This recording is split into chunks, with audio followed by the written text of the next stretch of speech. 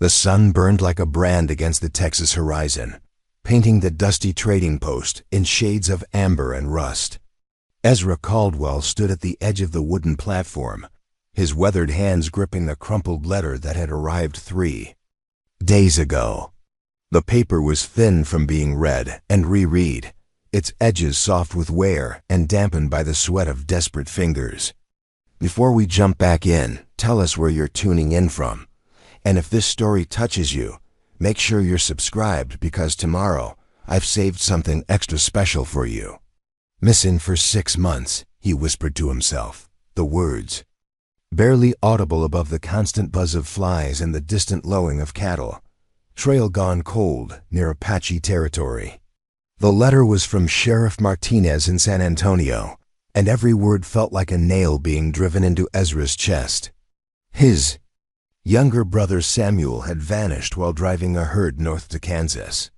The last anyone had seen of him was at a watering hole 50 miles west of here, where Comanche raiding parties had been spotted moving like ghosts through the mesquite and sage.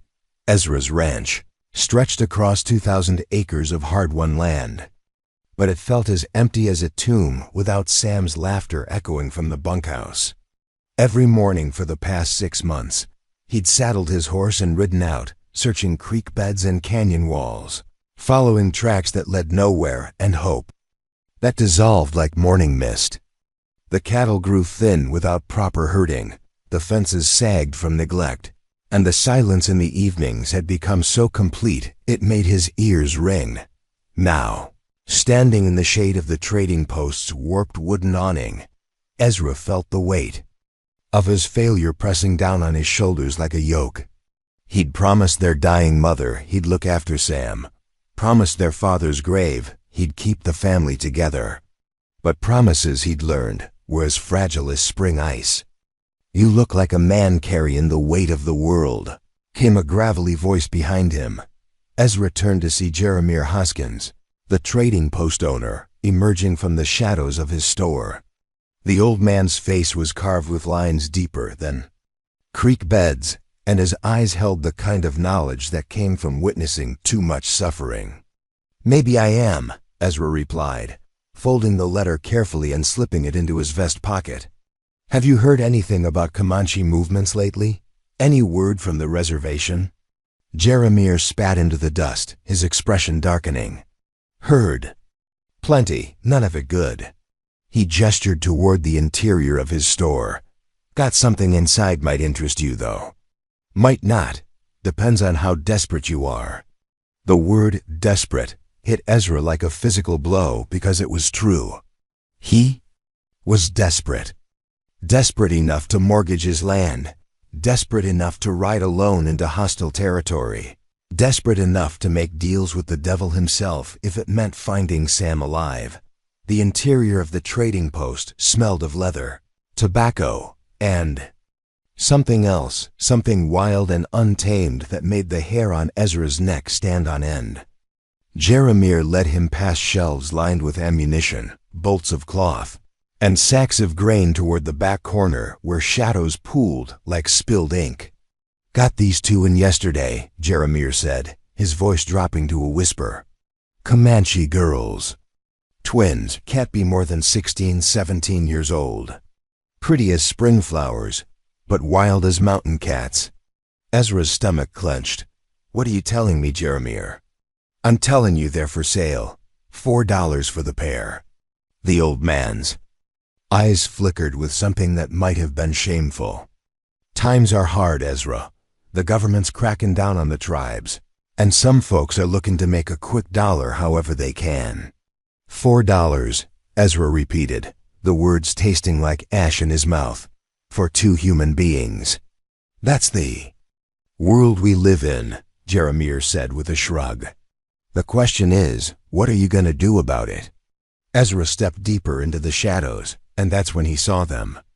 2 young women sat on a rough wooden bench, their hands bound with rope, their dark eyes reflecting the lamplight like pools of midnight water. They were identical in every way, the same high cheekbones, the same pride set to their shoulders, the same defiant tilt to their chins despite their circumstances. but it was their eyes that stopped him cold. There was intelligence there, sharp and calculating, and something else, a flicker of recognition when they looked at him. Not recognition of him personally, but recognition of his desperation, his need. They saw right through him, and in that moment, Ezra realized they knew exactly why he was here. The twin on the left spoke first, her voice carrying the musical cadence of her native tongue before switching to heavily accented English. "You search for someone." It wasn't a question. It was a statement delivered with the certainty of someone who had seen many desperate men walk through that door. "My brother," Ezra said, surprising himself with his honesty. "He's been missing for 6 months."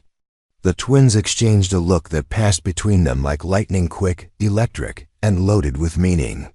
The second twin leaned forward slightly, her bound hands resting on her knees. "We know many things," she said, her English more precise than her sister's. "We know the movement of the herds, the paths of the warriors, the places where white men go to die." Ezra's heart hammered against his ribs. "What are you saying?" "We are saying," the first twin continued, "that $4 is very little for what we know. But perhaps it is enough for what you need." Jeremiah cleared his throat nervously. "Now, hold on there, girls. I didn't say nothing about. You didn't have to." The second twin interrupted, her gaze never leaving Ezra's face. "This man bleeds from a wound that will not heal. We can smell it on him like smoke from a dying fire." The trading post fell silent, except for the distant sounds of horses and men going about their business outside. Ezra felt as though he were standing at the edge of a precipice, and the ground beneath his feet was beginning to crumble. "How do I know you're telling the truth?" he asked. The twins smiled simultaneously, and there was something both beautiful and terrible in that expression. The first twin spoke again, her voice dropping to barely above a whisper. "Your brother, he has a scar here." She gestured to her left temple with her bound hands. "From when he fell from a horse as a child. He laughs too loud and trusts too easily. He carries a silver watch that belonged to your father, and he sings when he thinks no one is listening." Ezra's blood turned to ice water. Everything she'd said was true, down to the smallest detail. No one but family could know about the scar, about the watch, about Sam's habit of singing old hymns while he worked. "Where is he?" The words came out as a croak. "Not here," the second twin said. "Not close. But not beyond reach for a man willing to pay the right price." Jeremiah stepped forward, his face flushed with excitement and greed. $4, Ezra. That's all I'm a skin. $4, and they're yours to do with as you please. The moral weight of what he was contemplating crashed over Ezra like a wave. He was talking about buying 2 human beings, 2 young women who had been torn from their families and their lives. Every decent instinct he possessed screamed at him to walk away, to find another way, to maintain some shred of his humanity. But then he thought of Sam's laughter, of the promise he'd made to their dying mother, of the empty bunkhouse and the silence that had become his constant companion. He thought of 6 months of searching, of leads that went nowhere, of hope that had slowly withered like flowers in drought. If I pay the money," he said slowly, "what happens then?" The twins exchanged another of those lightning-quick looks. The first twin leaned back against the wall, her expression unreadable. "Then you learn whether $4 can buy you a brother," she said, "or whether it can only buy you 2 more graves to dig." The threat was delivered so matter-of-factly, so calmly, that it took Ezra a moment to process it. These weren't broken victims cowering in fear. These were warriors, bound but not defeated, calculating their next move with the patience of hunters. "I need to know more," Ezra said. "I need to know you're not just telling me what I want to hear." The second twin tilted her head slightly, studying him with those dark, penetrating eyes. "Your brother's horse was a bay mare with white markings on her front legs. She had a habit of shying in the shadows. He called her Belle. Another detail no stranger could know. Ezra's hands began to shake slightly as he reached into his pocket and pulled out a small leather pouch containing his remaining money. The weight of it seemed enormous, as if those few coins contained not just his last hope, but his soul. "What are your names?" he asked. "I am Ayanna," the first twin said. "This is Kiona. We are daughters of Red Hawk, who was killed defending our village from your soldiers." The words hit Ezra like a physical blow. He thought of Sam, possibly dead or dying somewhere in the wilderness, and of these two young women whose father had been killed by men who looked like him, spoke like him, prayed to the same God he did. "I'm sorry," he said, and meant it. Kiona's expression softened almost imperceptibly. "Sorrow is like rain," she said. "It falls on everyone, but some ground is too hard to let it sink in." Jeremiah was growing impatient, shifting his weight from foot to foot and glancing nervously toward the door. "So what's it gonna be, Ezra?" $4 and they're yours. Or you can walk away and keep wondering what happened to your brother for the rest of your life." Ezra closed his eyes and saw Sam's face, and heard his voice calling out from somewhere in the darkness. When he opened them again, his decision was made. "I'll take them," he said, his voice barely above a whisper. "God help me, I'll take them." The coins clinked as they hit Jeremiah's palm, $4 silver that felt like 30 pieces of silver. The old man grinned and pocketed the money quickly, as if afraid Ezra might change his mind. "Pleasure doing business with you," he said. Then turned and walked away, leaving Ezra alone with the twins and the weight of what he'd just done. Preparing and narrating this story took us a lot of time, so if you are enjoying it, subscribe to our channel. It means a lot to us. Now back to the story. Ayanna looked up at him, her expression unreadable. "You have bought us," she said. "But you have not bought our loyalty. That must be earned." "And if I can't earn it?" Kiona smiled, and there was something sharp and dangerous in it. "Then you will learn that $4 is a very small price to pay for a very large mistake." Outside, the sun was beginning to set, painting the sky in shades of blood and gold. Ezra stood there in the dim light of the trading post, facing two young women who might be his salvation or his doom, and realized that his real journey was just beginning. The ropes that bound their hands seemed suddenly insignificant compared to the invisible chains that now bound all three of them together. His need, their knowledge, and the ghost of his missing brother pulling them toward a horizon that promised either redemption or destruction. As he reached out to untie their bonds, Ezra whispered a prayer to a God who seemed very far away, asking for forgiveness for what he'd done and strength for what lay ahead. Because somewhere in the vast Texas wilderness, Sam was waiting, and these two Comanche sisters were the only hope he had left of bringing his brother home. The die was cast. The price was paid. And now, as the last light of day faded into purple twilight, Ezra Caldwell prepared to follow two strangers into the unknown, carrying nothing but $4 worth of desperate hope and the terrible knowledge that some choices once made could never be undone. The wagon wheels creaked a steady rhythm against the hard-pan road as Ezra guided his team of horses away from the trading post. The twins sat in the back, no longer bound but watchful as hawks, their dark eyes scanning the horizon with an intensity that made Ezra's shoulders tense. He'd cut their ropes the moment they'd stepped outside, expecting gratitude or at least acknowledgement. Instead, they'd simply rubbed their wrists and climbed into the wagon without a word. Miles passed in silence, broken only by the jingle of harness and the occasional snort from the horses. Ezra found himself stealing glances at his passengers through the small window behind his seat. Ayanna sat with her back straight as a rifle barrel, while Kiona seemed to be reading the landscape like scripture, noting every rock formation and distant cloud of dust. "You got a name for your ranch?" Ayanna asked suddenly, her voice cutting through the afternoon heat. "Caldwell Ranch," Ezra replied, his hands tightening on the reins. Been in my family for 15 years.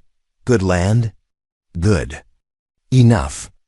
Got water year-round from Willow Creek, decent grazing for about 800 head when the grass is right.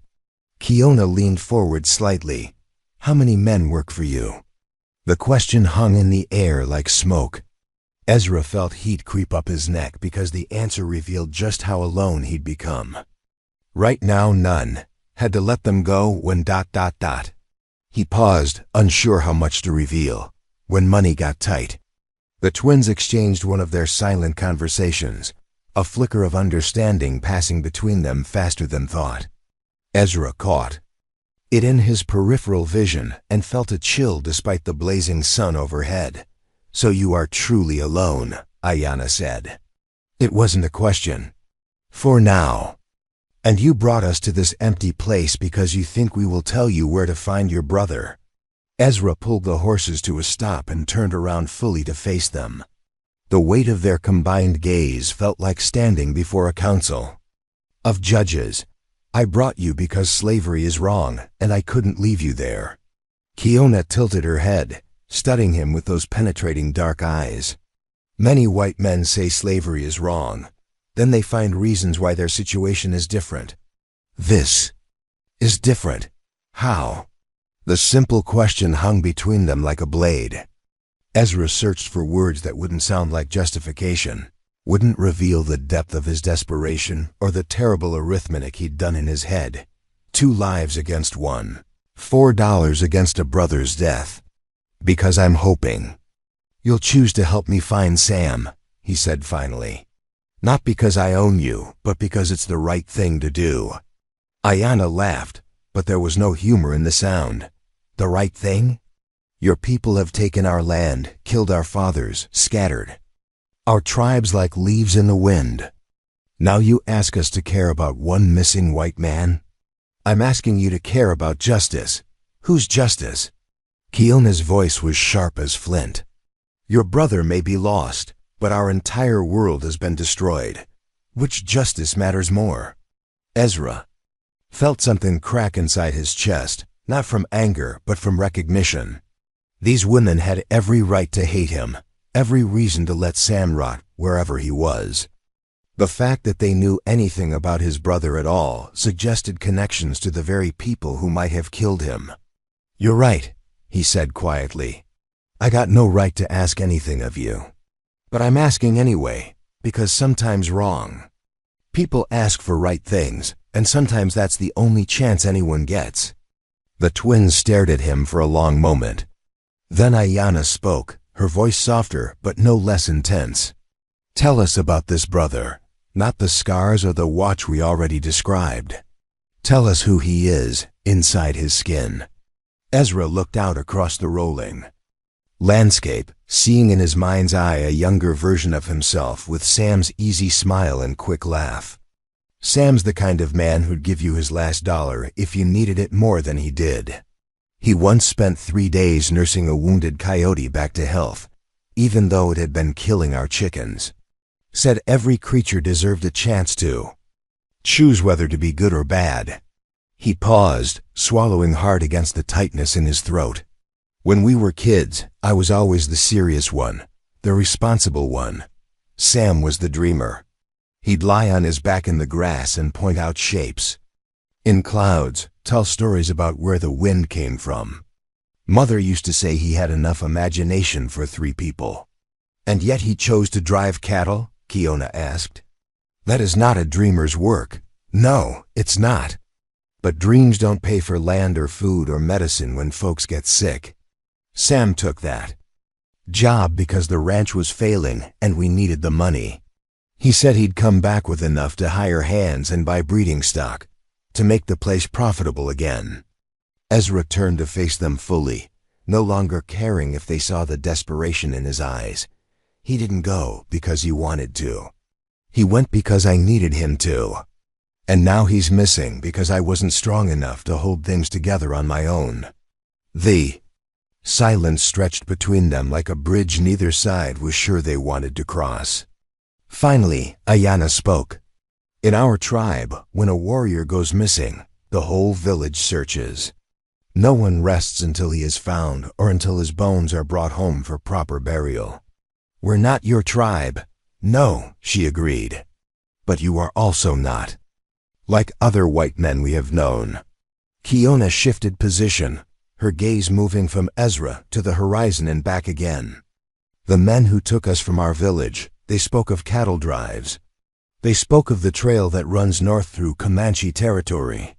They spoke of raids and battles and men who disappeared into the grass like stones into deep water. Ezra's pulse quickened. What else did they say? That smart men avoid the old hunting grounds between here and the Red River. That stupid men leave their bones. They're to bleach in the sun. And Sam? Ayanna leaned forward, her expression grave. Your brother was neither smart nor stupid.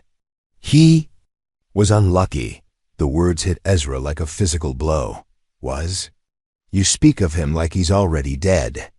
We speak of him as he was when we last heard his name spoken, Kiona said carefully. 3 moons ago, around the fires of our cousin's band. They spoke of a white man who sang while he worked, who showed kindness to a Comanche child who wandered into his camp. Hope flared in Ezra's chest like a struck match. He's alive? He was alive then. Whether he lives now... double quotes Ayanna shrugged. That depends on many things. The weather, the raiders, the choices he has made since. Ezra felt the world tilt slightly, as if the wagon had hit an unexpected rut. For 6 months, he'd feared the worst while hoping for the best. Now he had confirmation that Sam had been alive more recently than he'd dared believe, but also the crushing knowledge that anything could have happened in the intervening time. Where? He asked. Where was he when your cousin saw him? The twins looked at each other again, and Ezra saw something pass between them, a decision being weighed, a price being calculated. That information, Kiona said slowly, is worth more than $4. I don't have more money. We do not want money, Ayanna said. We want something else. Ezra waited, his heart hammering against his ribs. We want to go home, Kiona continued. Not to the reservation where they pen us like cattle, but to our true home. To the place where our father's bones rest and our mother still weeps for daughters she believes are dead. I can't promise that. The army does not patrol every canyon and hidden valley, Ayanna interrupted. A man who knows the land, who has reason to avoid soldiers, could find a way. Ezra understood what they were proposing, a trade. Information about Sam's location in exchange for help getting them safely to their ancestral lands. It would mean traveling through hostile territory, evading military patrols, and risking arrest or worse if they were caught. If we do this, he said carefully, and we find Sam alive, what's to stop you from disappearing the moment you see your people again? Kiona smiled, and for the first time since he'd met her, it reached her eyes. Nothing. Just as nothing stops you from leaving us in the wilderness once we tell you where your brother was last seen. So we trust each other. So we trust each other, Ayanna agreed, or we all die trying. The sun was beginning its descent toward the western horizon, painting the sky in shades of orange and pink. Ezra looked out across the vast expanse of Texas landscape, dangerous, beautiful, and unforgiving in equal measure, and realized he was about to commit himself to a journey that could end in disaster for all of them. How far? He asked, too. Your brother's last known location? 5 days of hard riding. To our home after that? Another 3, if we are careful and the spirits favor us. And if we're not careful? Ayanna's expression grew serious. Then the buzzards will feast well this season. Ezra picked up the reins again, feeling their familiar weight in his hands. Behind him sat 2 young women who had every reason to hate him and his kind, who owed him nothing but were offering to risk their lives for a stranger's brother. It defied logic, challenged everything he thought he knew about justice and mercy and the complicated arithmetic of human suffering. Why? He asked without turning around. Why are you willing to help me? The wagon resumed its steady progress as Kiona answered, "Because you cut our ropes without being asked. Because you speak of your brother with love instead of ownership. Because sometimes the spirits put people in our path, not as enemies, but as tests of who we choose to become. And sometimes," Ayana added, "enemies become allies when they discover they are fighting the same darkness." As the Caldwell Ranch buildings appeared in the distance, a simple house, a barn, and a cluster of corrals that spoke of better days, Ezra found himself wondering if $4 had bought him salvation or damnation. The twins had given him hope, but hope was a dangerous thing in a country where men disappeared without trace, and the difference between life and death often came down to luck and the kindness of strangers. The wagon rolled to a stop in front of the house, and the twins climbed down without waiting for assistance. They stood in the dusty yard, taking in the weathered buildings and empty corrals with the same intense observation they'd shown the trail. "Your brother built this?" Ayana asked. "We built it together. Started with just the house and added the rest over the years." Kiona walked to the edge of the main corral, running her hand along the sun-bleached wood. "Good work, built to last. Sam always said if you're going to do something, do it right the first time." Wise words. She turned back to face him. "We will need supplies for the journey. Food, ammunition, horses that can travel fast and far." Ezra nodded, already mentally cataloging what he had and what he'd need to acquire. "I can manage that.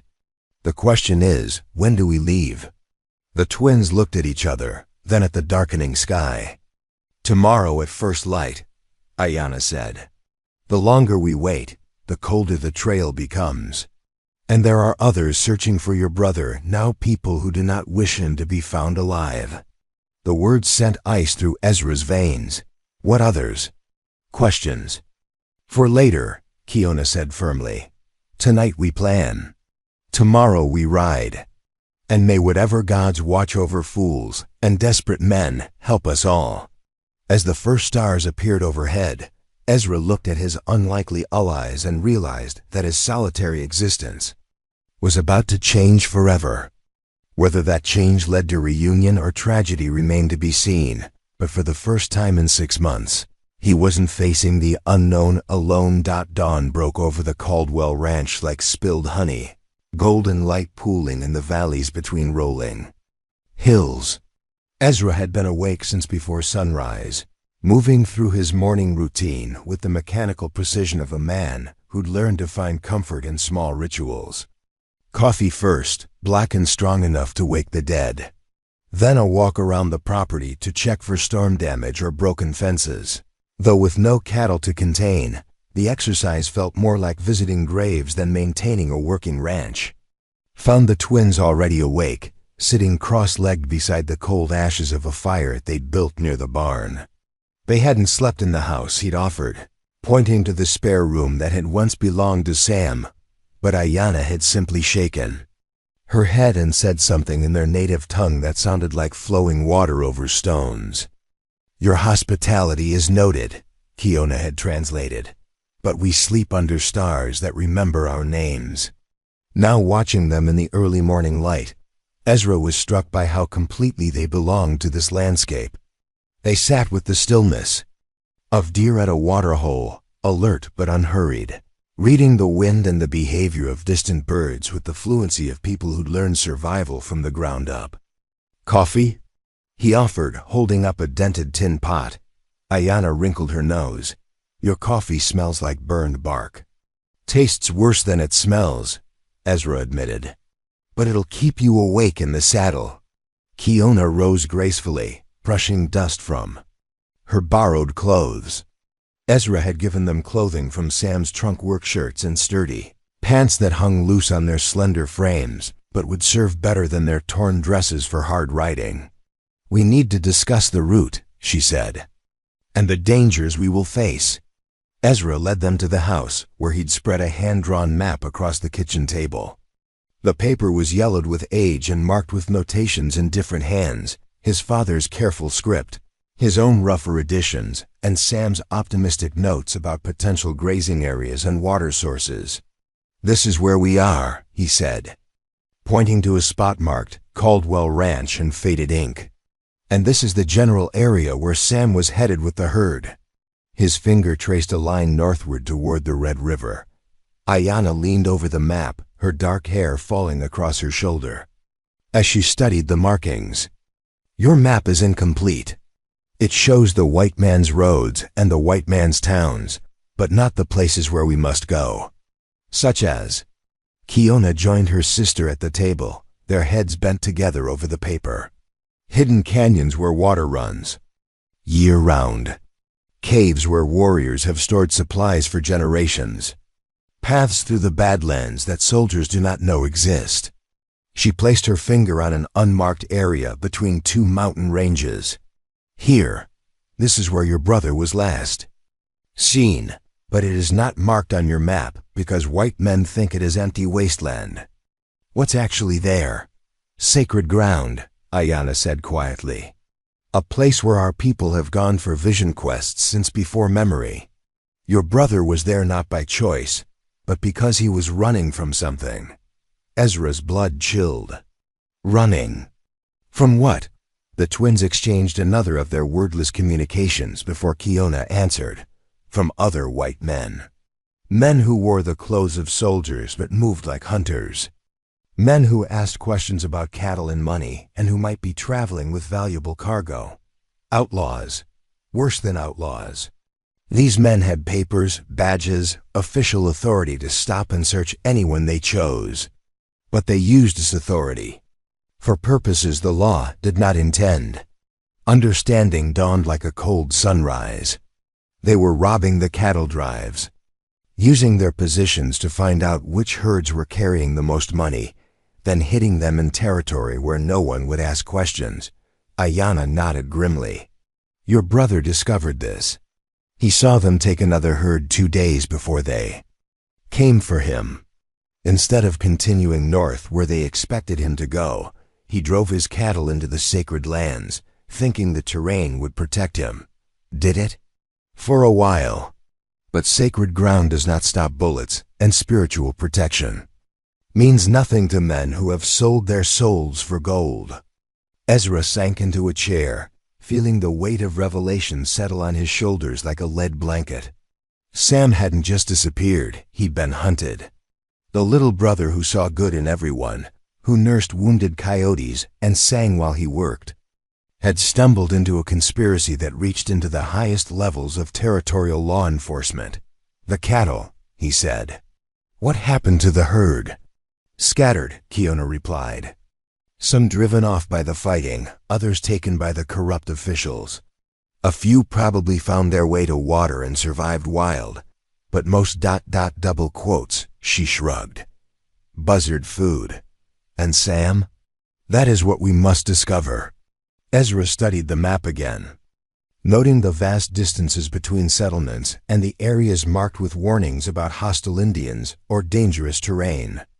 "How long ago did your cousin's band see him in this sacred place?" 3 moons, as we said. But there are signs that he survived the initial attack and escaped deeper into the canyons. Whether he lived beyond that depends on his knowledge of the land and his ability to find food and water in a country that kills white men regularly. "You said these corrupt officials were still looking for him. Why? If they got the cattle, why hunt one man?" Ayanna's expression darkened. "Because your brother saw their faces. Because he knows their names. Because a man with such knowledge is either a valuable ally or a dangerous enemy, and they have not yet decided which." The implications hit Ezra like a physical blow. If Sam was alive, he was living as a fugitive, hiding from both hostile Indians and corrupt lawmen, probably wounded and certainly desperate. If he was dead, his killers wore badges and had the full authority of territorial law behind them. "We'll need more than supplies," Ezra said slowly. "We'll need to travel like ghosts. Stay off main trails, avoid settlements, trust no one in uniform." "Now you begin to understand," Kiona said approvingly. This is not a rescue mission. This is a war party going into enemy territory. Ezra rose and walked to the window, looking out across the empty pastures where his cattle had once grazed. The land looked different now, not like home but like the edge of a battlefield. How do I know you're telling me the truth? How do I know this isn't some elaborate plan to get me killed and steal what little I have left? The question hung in the air like smoke from a distant fire. When he turned back to the twins, he found them watching him with expressions he couldn't quite read. You do not know, Ayanna said simply. Just as we do not know if you plan to turn us over to soldiers once we have served your purpose. Trust is a luxury none of us can afford, yet all of us must practice. Kiona moved to the fireplace, where Sam's rifle hung on wooden pegs above the mantel. She lifted it down, checking the action with practiced efficiency. This weapon is well maintained. Your brother cared for his tools. Sam always said a man's gear was a reflection of his character. Wise words. We will need this rifle, and others if you have them. The men we hunt are well armed, and will not hesitate to kill anyone who threatens. Their operation.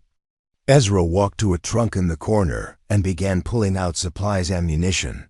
A second rifle, his father's old army pistol, dried food wrapped in oilcloth. As he worked, he found himself cataloging not just equipment, but memories. The pistol had been carried through the Mexican War.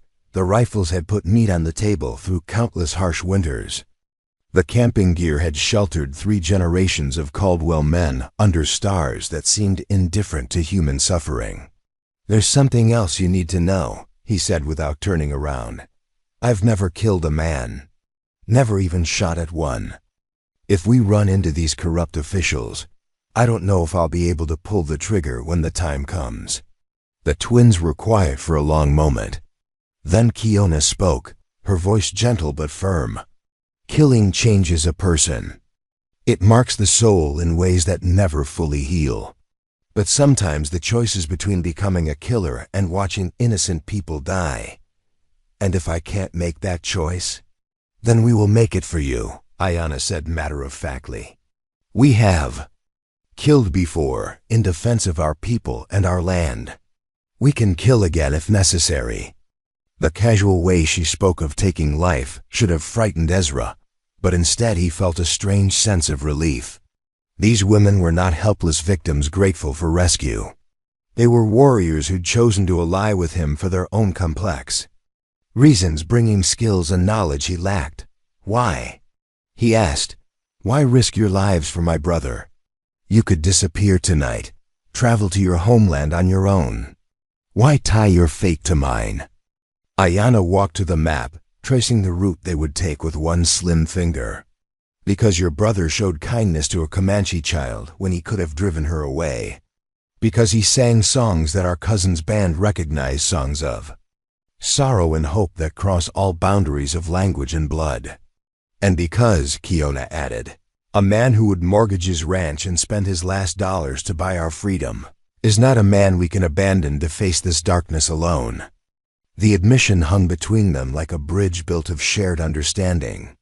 Ezra realized that somewhere in the space between the trading post and this kitchen table, they had stopped being strangers and become something else, not quite friends. Not yet family, but people bound by common purpose and mutual need. There's one more thing, he said, pulling a small leather journal from the trunk. Sam kept records of everything, the people he met, the places he camped, the problems he encountered. He was always scribbling in this book. If we find him, or if we find evidence of what happened to him, this might help us understand the larger picture. Kiona took the journal, flipping through pages covered with Sam's neat handwriting. Your brother was observant. He notes the movement of other herds, the behavior of local officials, the presence of military patrols. This information could be valuable, or dangerous if it falls into the wrong hands. Then we must ensure it does not. The sun was climbing higher now, burning off the morning coolness and promising another day of blazing heat. Ezra looked at his companions, 2 young Comanche, Women who'd been slaves yesterday and were willing partners today, and marveled at how quickly circumstances could transform strangers into allies. "We should leave within the hour," he said. "Travel during the heat of the day when most sensible people are seeking shade. Make camp in the late afternoon and travel again after sunset." "Agreed, but first, there is something we must do." Ayanna walked outside, returning with a small bundle wrapped in soft leather. She unwrapped it carefully, revealing what looked like dried herbs, small bones, and stones worn smooth by water. "We must ask the spirits for protection," she explained, "and we must make an offering for your brother's safe return." Ezra watched as the twins arranged the items in a specific pattern on the floor, murmuring words in their native tongue. The ritual was foreign to him, invoking gods he didn't recognize and traditions that predated his family's arrival in Texas by centuries. Yet something about their reverence, their absolute faith in forces beyond human understanding, resonated with his own desperate prayers for Sam's safety. "What should I do?" he asked. Kiona looked up at him, her dark eyes reflecting depths he was only beginning to fathom. "Think of your brother. Picture him alive and whole. Add your will to ours, and perhaps the spirits will hear." So Ezra knelt on the kitchen floor of his family's house, surrounded by sacred objects from a culture his people had tried to destroy, and prayed to whatever gods might be listening for the safe return of the only family he had left. It was a moment of profound surrender, acknowledging that some battles couldn't be won by strength or determination alone. When the ritual was complete, they packed the remaining supplies in silence, each lost in their own thoughts about the journey. Ahead, the horses were saddled, the route confirmed, the weapons checked and loaded. Everything was ready, except for the question that haunted them all. Would they find Sam alive? Or would they simply be adding 3 more graves to the hostile territory that stretched endlessly toward the horizon? As they mounted their horses and turned toward the rising sun, Ezra took one last look at the ranch that had been his whole world until yesterday. It looked smaller already, like something viewed through the wrong end of a telescope, and he wondered if he would ever see it again. Behind him, Ayanna and Kiona sat their horses with the easy grace of people born to the saddle, their faces set toward distant mountains and the unknown fate of a man they'd never met, but had chosen to save. Ahead lay 5 days of hard riding through some of the most dangerous territory in Texas, pursued by corrupt officials and threatened by hostile tribes, who might not distinguish between good white men and bad ones. But for the first time since Sam had disappeared, Ezra wasn't riding alone. The trust between them was fragile as morning frost, built on necessity rather than affection, but it was real. And sometimes, in a world where brothers vanished without trace and justice wore a badge while committing crimes, fragile trust was the strongest foundation anyone could hope to build upon. 3 days into their journey, the landscape had transformed from rolling grassland into something altogether more menacing. Red stone mesas jutted from the earth like ancient fortresses, their shadows providing brief respite from the merciless sun. The horses picked their way carefully along narrow game trails that wound between boulders the size of houses, while overhead, buzzards traced lazy circles against a sky the color of heated steel. Ezra's mare stumbled on loose shale, and he felt sweat trickle down his spine despite the cooling evening air. They'd been riding since before dawn, pushing hard to reach a water source the twins insisted would be safe for the night. But as the hours stretched on and the terrain grew more treacherous, Ezra found himself questioning every decision that had led him to this desolate place. How much farther? He called ahead to where Ayanna led the procession, her horse navigating the rocky path with sure-footed confidence. "Not far. The spring lies just beyond that ridge." She pointed to a formation of red sandstone that looked no different from a dozen others they'd passed. Kiona, bringing up the rear, had been unusually quiet since noon when they'd spotted dust. Clouds on the horizon behind them. She'd studied the distant signs through Ezra's field glasses before announcing grimly that they were being followed by at least 6 riders, possibly more. Could be anyone, Ezra had said, trying to convince himself as much as his companions. Ranchers, drifters, maybe even a legitimate patrol. Maybe, Kiona had replied, but her tone suggested she believed otherwise. Now, as they crested the ridge and saw the promised spring below a circle of green in an ocean of red stone, Ezra felt a mixture of relief and foreboding. Water meant they could rest and water the horses, but it also meant they'd be trapped if their pursuers had been following their trail. The spring was everything Ayanna had promised. Clear water bubbled up from deep in the earth, creating a small pool surrounded by cottonwood trees and patches of hardy grass. Ancient petroglyphs covered the rock faces nearby, depicting hunters and animals and symbols whose meanings had been lost to time. "Sacred place," Ayanna murmured as she dismounted. "My grandmother's grandmother came here to seek visions before her first battle." Ezra led his horse to the water's edge, watching as the animal drank deeply. The twins moved with practiced efficiency, unsaddling their mounts and checking the animals for cuts or bruises from the day's hard travel. Everything about their movements spoke of people who'd lived their entire lives on the edge of survival. "We need to talk about what happens if those riders catch up to us," Ezra said as they made a cold camp in the shelter of the largest cottonwood. Kiona looked up from where she was examining their dwindling food supplies. "What happens is we find out whether you can kill when killing becomes necessary. There might be another way. If they are legitimate lawmen do not follow a trail for 3 days without identifying themselves." Ayanna interrupted. "These men hunt in secret because what they do cannot bear the light of day." Ezra felt a chill that had nothing to do with the evening air. "How can you be so certain?" "Because we have seen their kind before. They came to our village wearing badges and speaking of law and order. But they took our young women and killed our elders and burned our lodges while claiming to act in the name of justice." The bitter truth in her voice left no room for argument. Ezra realized he'd been clinging to the hope that the corruption the twins described was limited to a few bad men, not a systemic disease that infected entire territories. But the evidence was mounting that Sam had stumbled into something far worse than a simple robbery. "Tell me about the man who led them," he said. "The one who came to your village." Keona's expression darkened. "His name is Captain Marcus Holloway.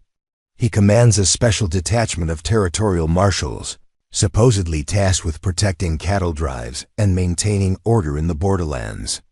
But his real purpose is to steal what he was sent to protect." "Tall man with gray hair and a scar across his left palm from an old knife wound," Ayanna added. "He speaks softly and smiles often, but his eyes are like winter ice. He killed our father while apologizing for the necessity of it." The description sent ice through Ezra's veins because it matched perfectly with a man he'd met several times in the past year. Captain Holloway had visited the Caldwell Ranch twice, once asking questions about cattle rustling in the area, and once inquiring about Sam's planned drive to Kansas. Ezra had been impressed by the man's professionalism and apparent concern for local ranchers' welfare. "I know him," Ezra said quietly. "He came to my ranch, asked about Sam's route, the size of the herd, how much money we expected to make from the sale." The twins exchanged one of their lightning-quick looks. "Then you understand," Kiona said. "This is not a rescue mission anymore. This is a hunt, and we are both the hunters and the hunted." Night fell like a dropped curtain, bringing with it a chorus of coyotes and the distant screech of hunting owls. They took turns keeping watch, 2 sleeping while one sat with a rifle across knees, scanning the darkness for movement that didn't belong. During Ezra's second watch, around midnight, he heard it, the soft scrape of iron on stone that meant shod horses picking their way carefully through the darkness. He woke the twins with gentle touches, and they responded instantly, coming fully alert without making a sound. Ayanna held up 3 fingers, then pointed toward the ridge they'd descended earlier. 3 riders, approaching from the direction they'd come. Kiona gestured toward their horses, asking silently whether they should try to escape, but Ezra shook his head, pointing to the narrow trail leading out of the spring. They'd be sitting ducks on that path, visible against the lighter stone and unable to maneuver if shooting started. Instead, they gathered their weapons and took positions among the rocks surrounding the pool. The petroglyphs seemed to watch them from the stone faces, ancient warriors presiding over a battle that would determine whether their descendants lived to see another dawn.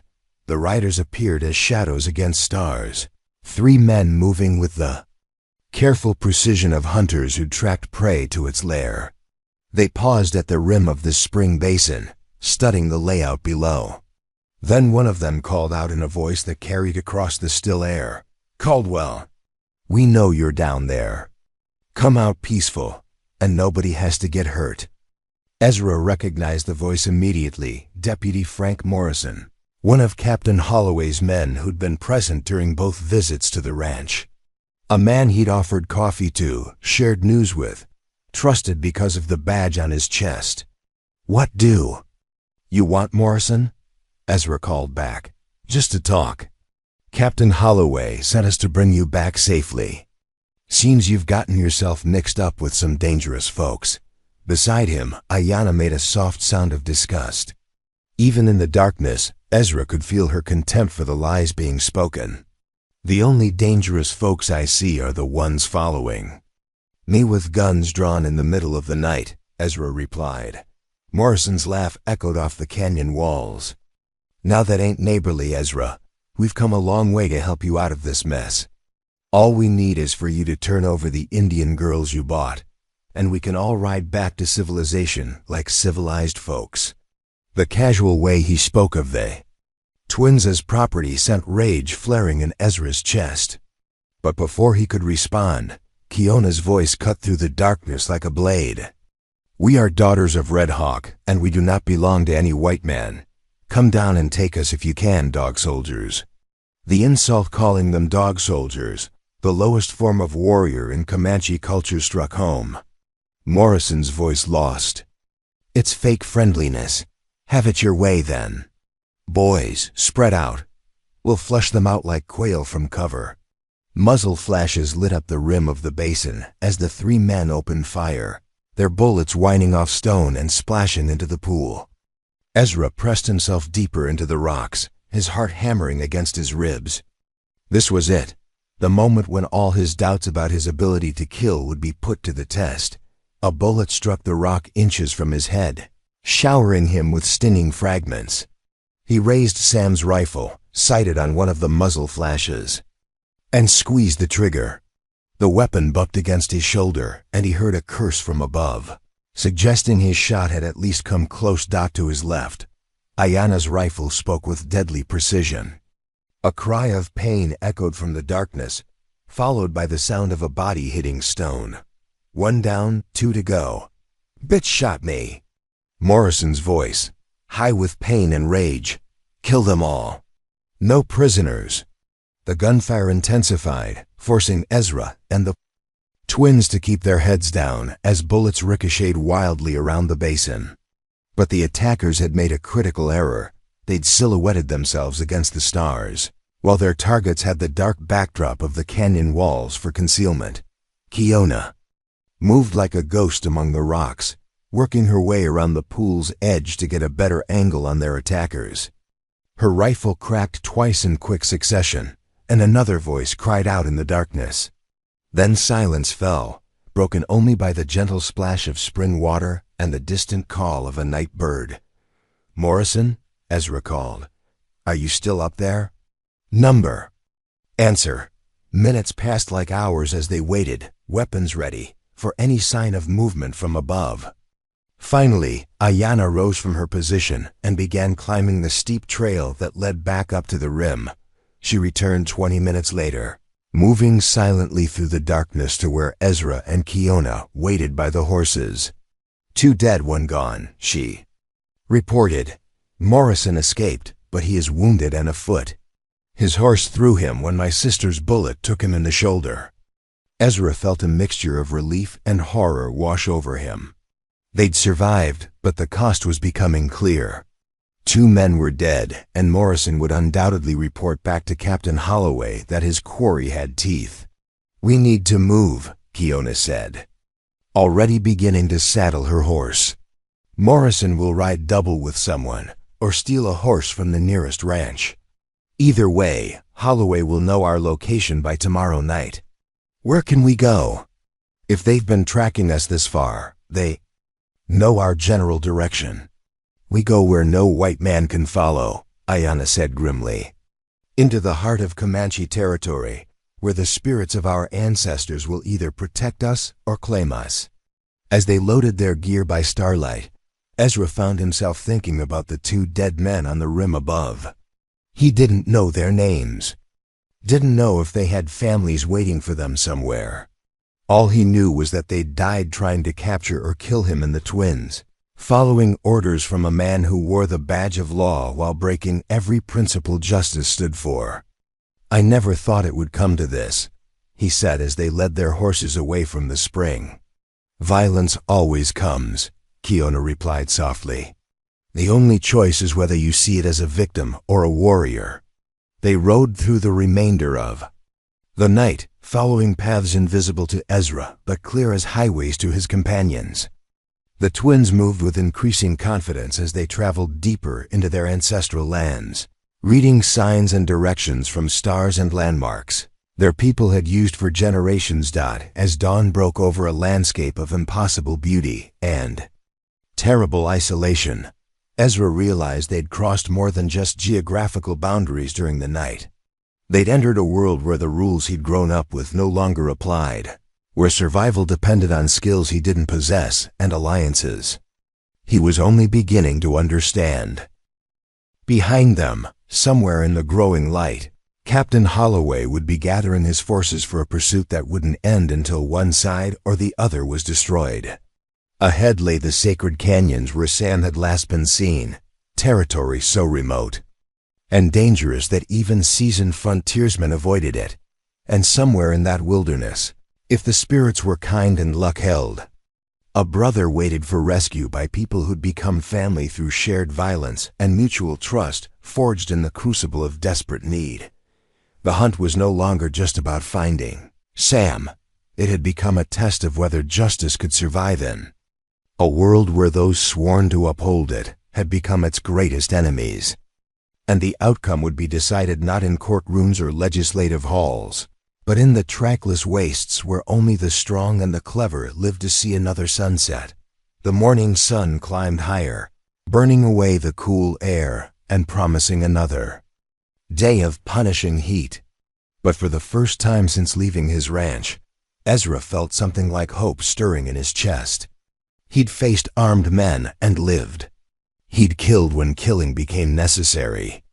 And he was no longer riding alone into the unknown. Whatever came next, they would face it together, a broken rancher, 2 Comanche warriors, and the ghost of a missing brother who'd somehow managed to bind their fates together in ways none of them could have foreseen. The canyon opened before them like a wound in the earth, its walls rising hundreds of feet on either side to frame a strip of burning sky. Ancient water had carved this passage through solid rock, leaving behind a labyrinth of side channels and hidden alcoves where shadows pooled like spilled ink. The horses' hooves echoed off stone walls that had witnessed centuries of human passage hunters following game trails, warriors seeking vision quests, families fleeing the encroachment of an alien civilization. Ezra wiped sweat from his forehead with the back of his hand, tasting salt and dust. They'd been traveling for 6 hours since leaving the spring, following paths that seemed to exist more in the twins' memory than in any visible reality.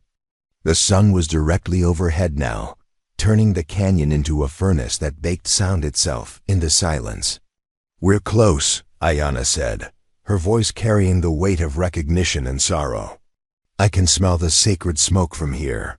Ezra strained his senses but detected nothing beyond the mineral scent of heated stone and the occasional whiff of sage, carried on vagrant breezes. Yet he'd learned to trust the twins' superior knowledge of this landscape, just as they'd learned to trust his determination to find Sam regardless of the cost. The canyon floor began to show signs of recent disturbance, scattered bones that might have belonged to cattle, the remains of old campfires, and most disturbing of all, pieces of cloth and leather that spoke of human presence. Kiona dismounted to examine a scrap of blue fabric caught on a thorn bush, her expression growing grave as she held it up to the light. "This is not Comanche," she said. "White man's shirt, good quality, torn by thorns, not by weapons." Ezra's heart jumped. Could it be Sam's? Possible. "The color is right. You said he favored blue work shirts." She tucked the fabric into her saddlebag. "But we will know for certain soon enough." They rounded a bend in the canyon wall and saw smoke rising from ahead, not the thin wisp of a campfire, but the thick, oily black of something substantial burning. The smell hit them moments later: charred wood, burned leather, and underneath it all, the sweetly nauseating odor of death. "Stay here," Kiona commanded, but Ezra was already spurring his horse forward.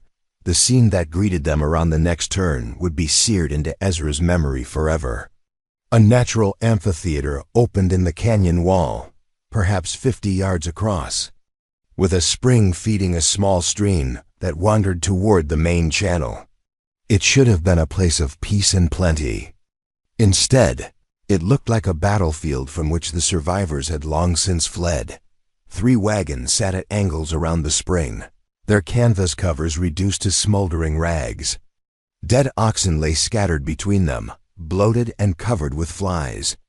Personal belongings, clothes, cooking utensils, children's toys were strewn across the sandy ground as if a giant hand had scattered them in rage, but it was the bodies that stopped Ezra's breath in his throat. Men, women, children, all lying where they'd fallen, some clutching weapons, others reaching toward loved ones they'd died trying to protect. The canyon walls echoed with the drone of countless flies and the occasional call of buzzards circling. High overhead, "Emigrants," Ayana said quietly, dismounting to examine the scene more closely. "Families heading west, caught here by someone who wanted more than their money." Ezra climbed down from his horse on unsteady legs, fighting the urge to vomit. He'd seen death before animals mostly, and the occasional settler claimed by disease or accident, but nothing had prepared him for the systematic brutality displayed here. "How long ago?" he managed to ask. Kiona knelt beside one of the bodies, studying the state of decomposition with clinical detachment. 4 days, maybe 5. Recent enough that the killers might still be in the area. Who would do this? Even raiders don't usually kill children. "Men who cannot afford witnesses," Ayana replied grimly. "Men who have abandoned all pretense of honor in pursuit of wealth." Ezra moved through the carnage, looking for any sign that Sam might have been here, might have tried to help these people. Near the largest wagon, he found what he was looking for: a man's boot print in the dried mud beside the stream, larger than the others and showing the distinctive wear pattern of someone who spent most of his time in the saddle. "Sam was here," he said, pointing to the track. "This is his boot. I'd know that print anywhere." The twins approached, studying the ground with practiced eyes. They found more additional boot prints, evidence that someone had moved through the camp after the killing stopped, and most importantly, tracks leading away from the massacre site toward the far end of the canyon. "Your brother came upon this scene after the attack," Kiona concluded. "He searched for survivors, found none, then continued deeper into the canyon. But he was not alone." She pointed to a second set of tracks paralleling Sam's, smaller and wearing moccasins instead of boots. Someone was with him. A Comanche, probably. Young from the size of the feet. Understanding dawned on Ezra like a cold sunrise. "The child you mentioned. The one your cousin's band spoke of, the one Sam showed kindness to, it appears so. Your brother found a survivor and took responsibility for keeping the child alive." The revelation transformed everything. Sam wasn't just hiding from corrupt officials and hostile Indians. He was protecting a traumatized child in a country that offered no mercy to the weak or unprepared. Every day he remained missing was another day a young life hung in the balance. "We have to move faster," Ezra said, already heading back to his horse. "Wait!" Ayanna's sharp command stopped him. "Listen." In the distance, echoing off canyon walls, came the sound Ezra had been dreading: horses moving at speed, the jingle of harness and weapons, the voices of men who rode with purpose. Their pursuers had found the canyon entrance. "How many?" Kiona asked, cocking her head to isolate individual sounds. 8, maybe 10, more than Morrison could have gathered on his own. Ayanna's expression was grim. "Holloway himself leads them." Now, the sound of pursuit grew closer, funneling through the canyon's acoustic properties until it seemed the riders were just around the last bend. Ezra looked desperately around the massacre site, searching for defensive positions among the burned wagons and scattered belongings. "No," Kiona said, reading his thoughts. "We cannot fight them here. Too many, too much open ground. We go deeper and find a place where the canyon narrows." They mounted quickly and pushed their horses toward the far end of the amphitheater, following Sam's trail as it led up a steep path carved into the canyon wall. Behind them, the sound of pursuit grew louder, men calling to each other, horses snorting with exertion, the scrape of iron shoes on stone. The path climbed steeply, switchbacking up the canyon wall toward what like another level of the complex geological formation. Ezra's horse labored in the thin air and blazing heat, foam flecking its muzzle as they gained altitude above the killing ground below. They reached a narrow ledge, just as the first of their pursuers entered the amphitheater. Ezra risked a look back and saw Captain Holloway himself, recognizable even at distance by his gray hair and military bearing. The man sat on his horse like someone accustomed to command, surveying the massacre site with the dispassionate interest of a general studying a battlefield. "He's not surprised by what he sees," Ezra muttered. "He knew this was here, because he ordered it done," Ayanna replied. This was his work, his way of tying up loose ends. They pushed onward, the path becoming treacherous as it wound through formations of wind-carved stone. The horses picked their way carefully, one misplaced step meaning a fatal fall to the rocks hundreds of feet below. Behind them, Holloway's men had found the trail and were beginning their own ascent. The path leveled out onto a broad shelf of stone that offered temporary concealment behind weathered boulders. Here, the twins called a halt to rest the horses and plan their next move. "The sacred caves are just ahead," Kiona said, pointing to what looked like a solid rock face. "But reaching them means crossing open ground where we will be visible to anyone below." Ezra studied the terrain, noting the scattered cover and the distances involved. "How far?" 200 yards, maybe less. "But the path is narrow and exposed. If they start shooting while we're crossing..." She didn't need to finish the thought. They'd be sitting ducks, silhouetted against the lighter stone with nowhere to take cover. "What about splitting up?" Ezra suggested. "You two make for the caves while I create a distraction." Both twins turned to stare at him with identical expressions of disbelief. "You would sacrifice yourself for people you barely know?" Ayanna asked. "I'd buy time for you to escape and continue searching for Sam. Makes sense tactically." Kiona shook her head firmly. "Your tactics are flawed. Without us, you will never find your brother. Without you, we have no reason to search. We succeed together or fail together." The sound of horses on stone grew closer. Their pursuers had navigated the steepest part of the climb and would reach the shelf within minutes. Ezra felt the familiar cold knot of fear in his stomach, but this time it was mixed with something else, a fierce protectiveness toward the two women who'd risked everything to help a stranger. "Then we go together," he said, "fast as we can across the open ground and hope their horses are too tired for accurate shooting." They remounted and prepared for the dash across exposed stone. Behind them, voices echoed off the canyon walls as Holloway's men coordinated their pursuit. These weren't ordinary outlaws or corrupt officials acting alone. They moved with military precision, suggesting resources and organization that reached far beyond territorial law enforcement. "Ready?" Kiona asked, her hand resting on her rifle. Ezra nodded, gathering his reins and preparing to ask his exhausted horse for one more burst of speed. Everything depended on the next few minutes, whether they reached the sacred caves, whether Sam was still alive somewhere in this labyrinth of stone, whether any of them would live to see another sunset. "For Sam," he said quietly.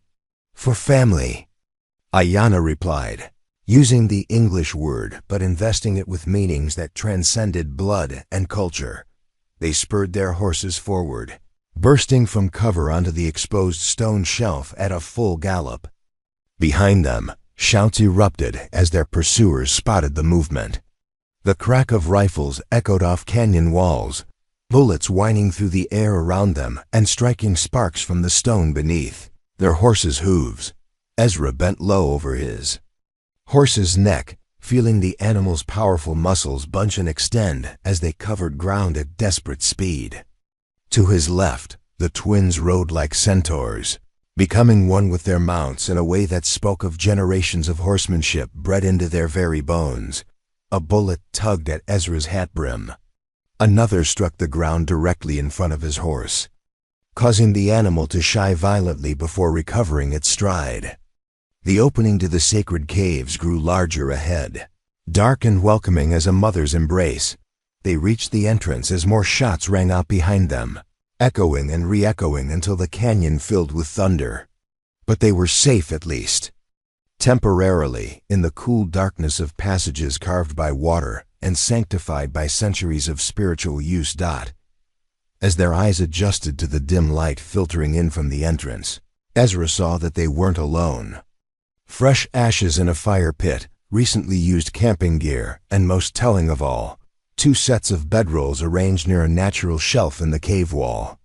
"Sam," he breathed, recognizing his brother's distinctive saddle blanket spread beneath one of the sleeping areas. Kiona knelt beside the fire pit, stirring the ashes with a stick. Still warm. They were here this morning, maybe earlier today. Which way did they go? Ayanna was already studying the cave floor for signs, her tracker's eye, reading a story in scuffed dirt and disturbed pebbles.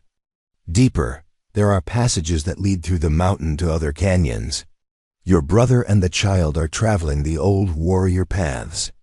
Outside, they could hear Holloway's men reaching the cave entrance, their voices echoing off stone as postphone as they debated whether to follow their quarry into the darkness.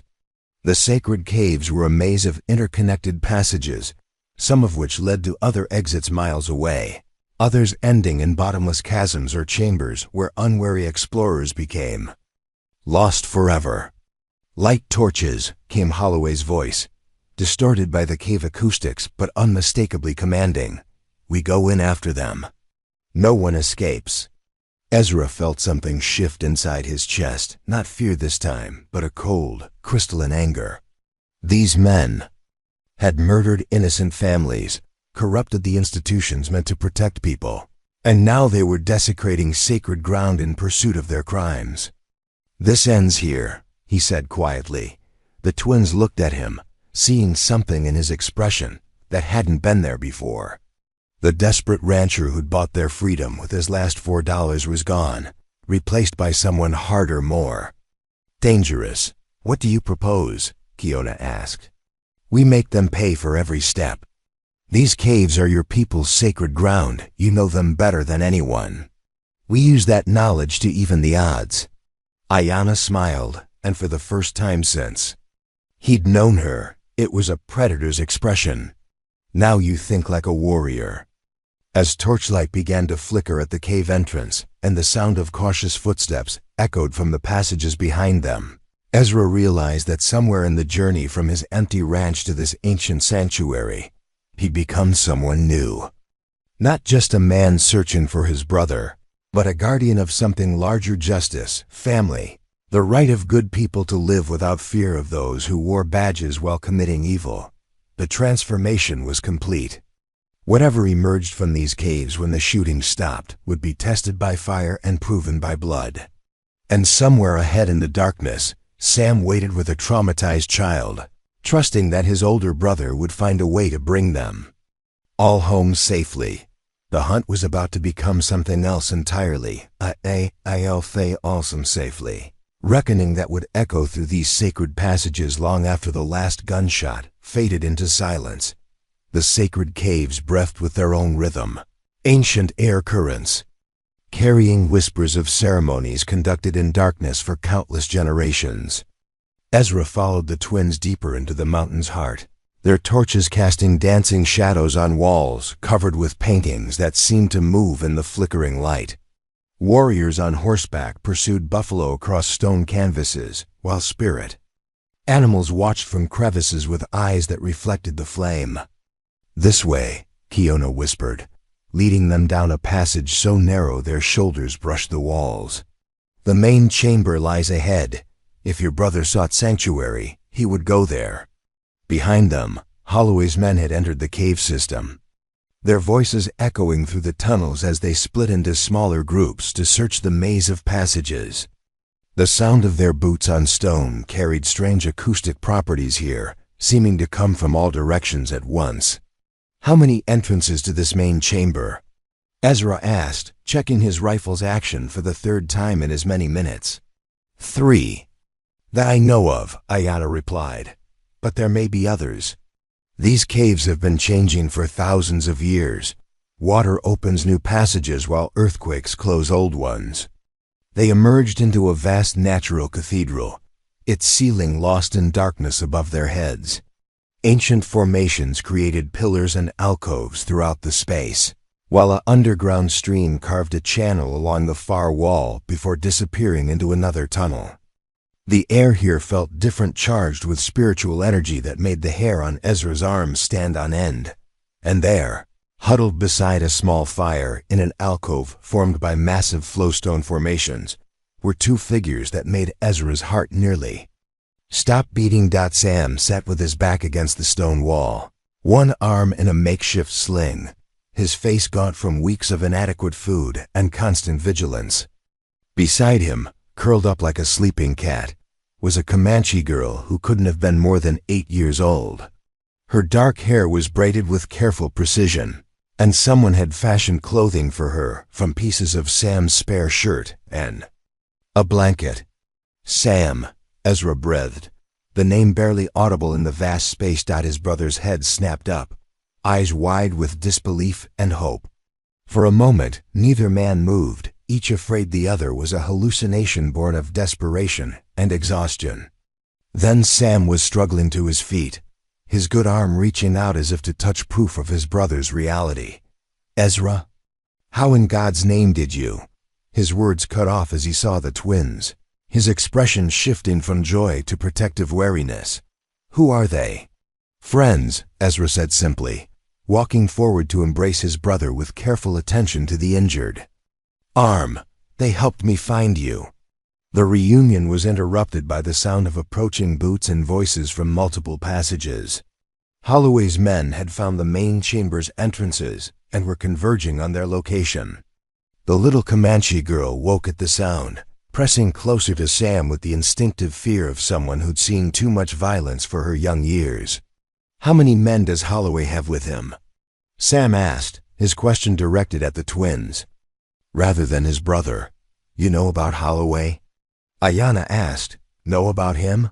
I've been running from him for 6 weeks. He's the one who ordered the attack on my cattle drive, the one who's been hunting me ever since." Sam's face hardened. "And he's the one who ordered the massacre of those emigrant families. You saw it happen?" "I came upon it just after the killing stopped. Found a little star runner here hiding under her mother's body, too scared to cry." He placed a protective hand on the girl's shoulder. "Been taking care of her ever since, trying to find a way to get her back to her people without getting us both killed." Kiona knelt beside the child, speaking softly in their native language.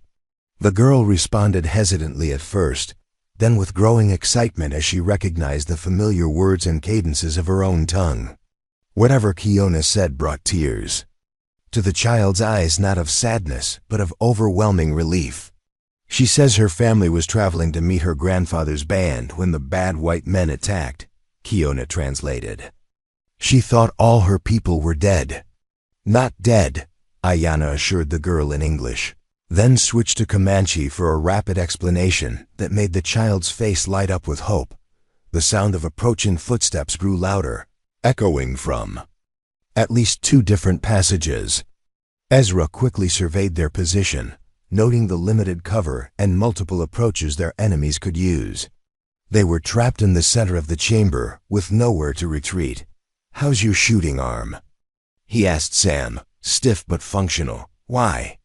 Instead of answering, Ezra handed his brother the spare rifle he'd brought from the ranch. "Because we're about to find out if 4 people can hold off 10 in a cave full of echoes. 4 people and whatever spirits call this place home," Ayana corrected, taking position behind a natural stone formation. "Our ancestors fought battles here. Their strength remains."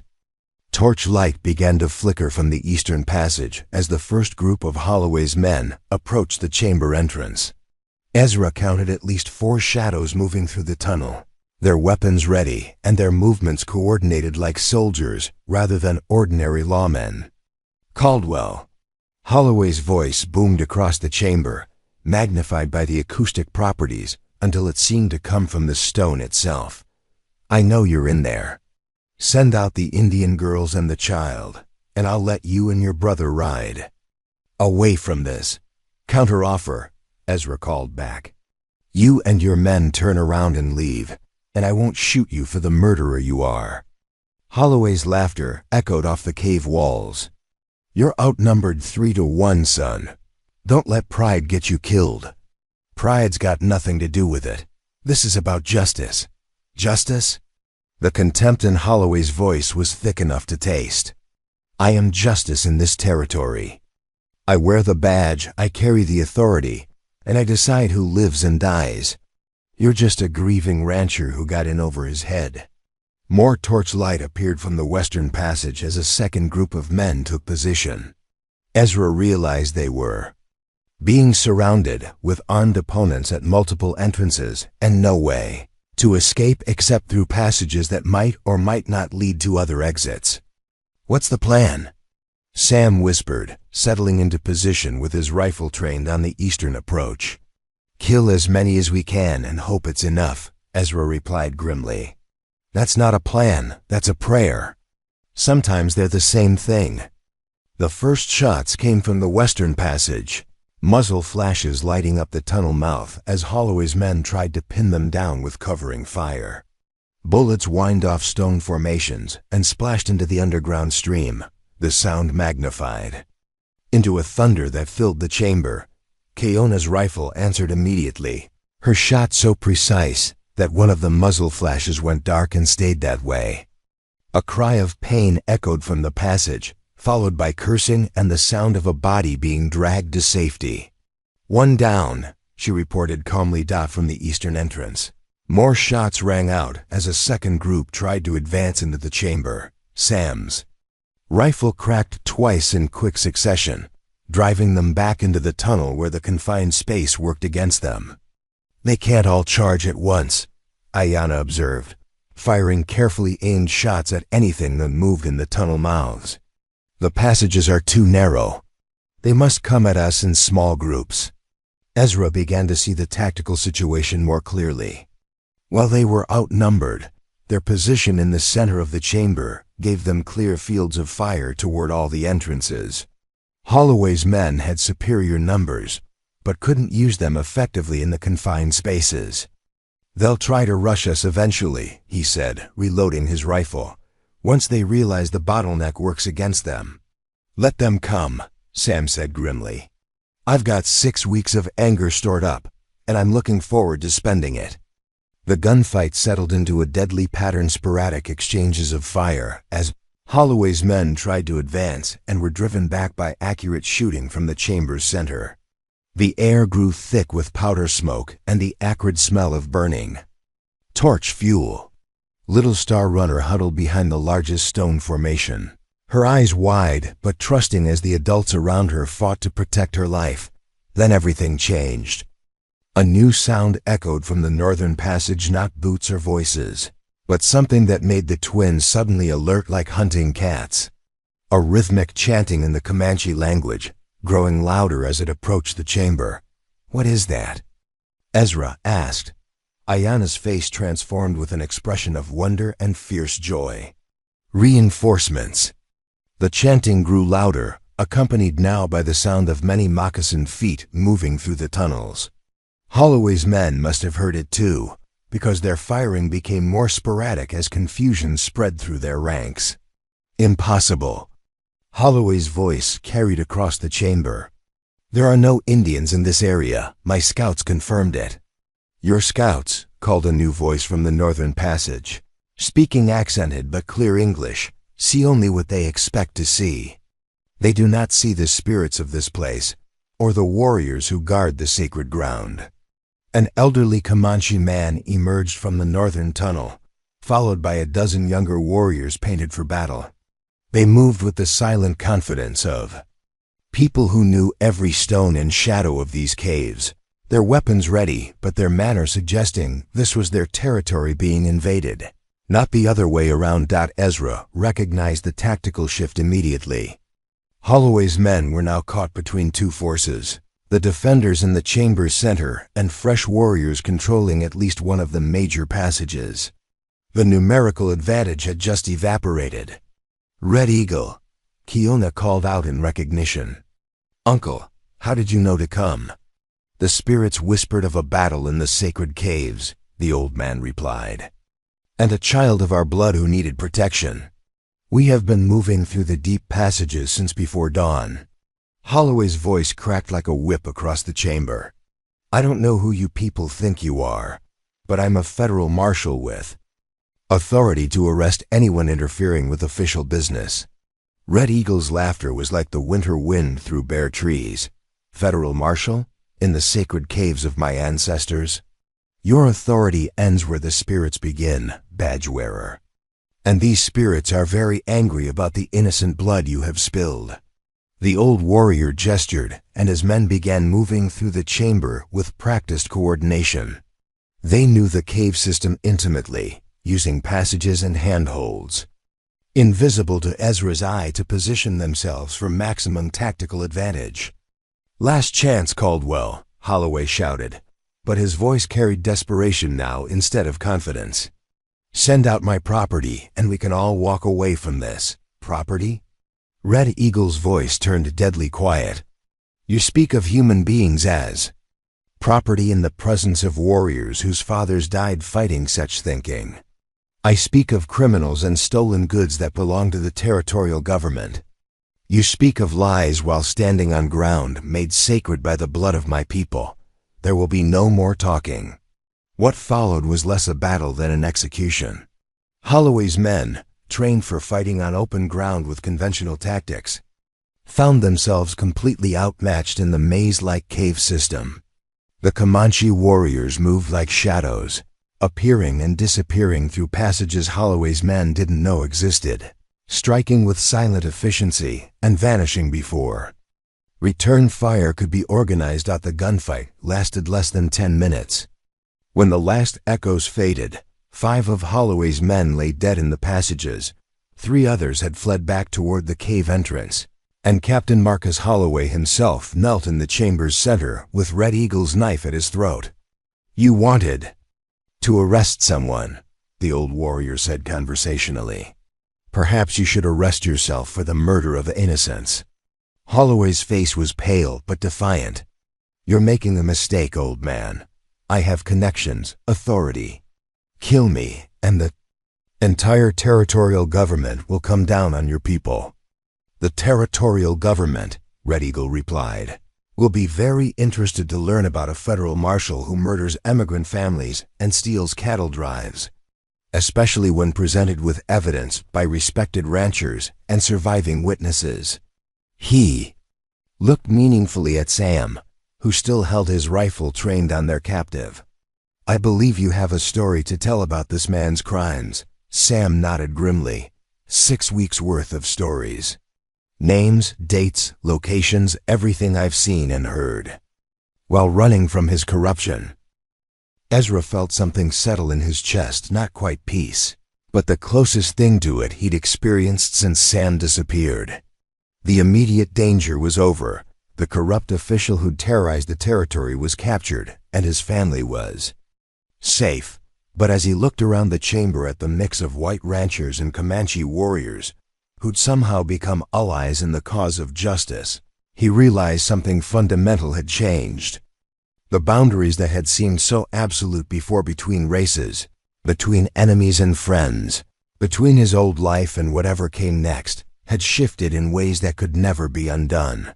Little Star Runner ran to Red Eagle, speaking rapidly in her native tongue. The old man's weathered face softened as he listened. Then he looked toward the twins with something approaching reverence. "The child says these women saved her from the bad white men, that they helped bring her home to her people. Such courage honors the memory of her grandfather." Ayanna and Kiona exchanged one of their silent communications. Then Ayanna spoke. "We did what the spirits required, nothing more." "Nothing more?" Red Eagle smiled. "You turned enemies into allies, brought justice to the guilty, and reunited families separated by violence. If this is nothing more, then you have learned wisdom that many warriors seek their entire lives without finding." As the echoes of gunfire faded and torch smoke cleared from the ancient chamber, Ezra realized that their desperate journey had become something larger than a simple rescue mission. It had become a test of whether justice could survive in a world where those sworn to uphold it had become its greatest enemies. And somehow, against all odds, justice had won. The sacred caves that had witnessed centuries of human struggle had added another chapter to their history, the day when a desperate rancher, 2 freed slaves, and a band of Comanche warriors proved that courage and determination could overcome corruption and cruelty, no matter how powerful or well-connected the perpetrators might be. The hunt was over. But the real journey, learning to live in a world transformed by shared sacrifice and mutual trust, was just beginning. 3 months later, the morning sun painted the Caldwell Ranch in shades of gold and amber, its light catching the new additions that had transformed the property from a failing homestead into something resembling a small community. The expanded barn housed not just cattle, but also horses belonging to the Comanche families who'd taken to visiting regularly. A second bunkhouse stood where Sam's old workshop had been, its walls echoing with voices speaking 3 different languages as people went about their morning chores. Ezra stood on the porch of the main house, a cup of coffee much improved since Ayanna had taught him her grandmother's method of preparation, warming his hands against the crisp autumn air. The changes still amazed him sometimes. What had begun as a desperate quest to find his missing brother had evolved into something he never could have imagined, a working partnership between former enemies, united by shared experience and mutual respect. Sam emerged from the barn, his arm fully healed now, and his face bearing the healthy color of a man who'd put the worst of his ordeals behind him. He'd grown quieter since his ordeal, more thoughtful, but the easy humor that had always defined him was returning gradually. The nightmares came less frequently now, and when they did, he had people around him who understood what it meant to survive violence and loss. "Morning, brother," Sam called, walking toward the house with the measured pace of someone who'd learned not to waste energy on unnecessary haste. "Kiona says the territorial marshal will be here before noon." Ezra nodded, feeling the familiar tightness in his chest that came whenever they had to deal with official business. Marshal William Hayes was different from Captain Holloway, honest, methodical, genuinely committed to justice rather than personal gain. But years of corruption had left deep scars on everyone's ability to trust authority. Any word on what He wants to discuss? Probably the testimony for Holloway's trial. The federal prosecutors want to make sure our statements are consistent before they present the case to the grand jury. The legal proceedings had been moving slowly but steadily forward. Captain Holloway and his surviving accomplices faced charges ranging from murder to theft of federal property to conspiracy to commit fraud. The evidence was overwhelming, not just the testimony of Ezra, Sam, and the twins, but also detailed. Records Red Eagle's warriors had recovered from Holloway's camp, documenting years of systematic theft and violence. "Where are the twins this morning?" Ezra asked, though he already suspected the answer. "Down by Willow Creek with Star Runner and her cousins. Ayana's teaching them to identify medicinal plants, and Kiona's showing them how to read weather signs in cloud formations." The integration of little Star Runner into ranch life had been one of the most natural things Ezra had ever witnessed. The child who'd survived unimaginable trauma had blossomed under the care of extended family, both blood relatives and chosen ones. Red Eagle had initially planned to take her back to the main band's winter camp, but Star Runner herself had requested permission to stay at the ranch until spring, explaining in her careful English that she wanted to learn the white man's ways, as well as her own people's traditions. "Knowledge is power," she'd said, with the solemn wisdom of someone far older than her 8 years. "I will need both kinds of knowledge to help my people in the world that is coming." Her presence had changed everything.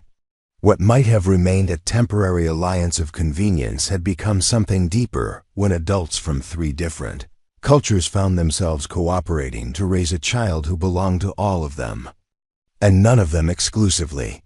Ezra walked down toward the creek, following the sound of laughter and animated conversation. He found the group in a grove of cottonwoods, where Ayana knelt beside a patch of wild herbs while Star Runner and 2 young Comanche boys examined each plant with intense concentration. Kiona stood nearby, pointing out cloud formations and explaining how their shapes and movement predicted weather changes. "This one is good for fever," Star Runner was saying in careful English, holding up a sprig of what looked like ordinary weeds to Ezra's untrained eye. "But you must pick it when the moon is right, or it loses its strength." "Very good," Ayana approved. "And what about this one?" The child studied the next plant carefully before answering. "For stomach sickness. But it is dangerous if you use too much. My grandmother said medicine and poison are often the same thing. The difference is in the amount and the knowledge of the user."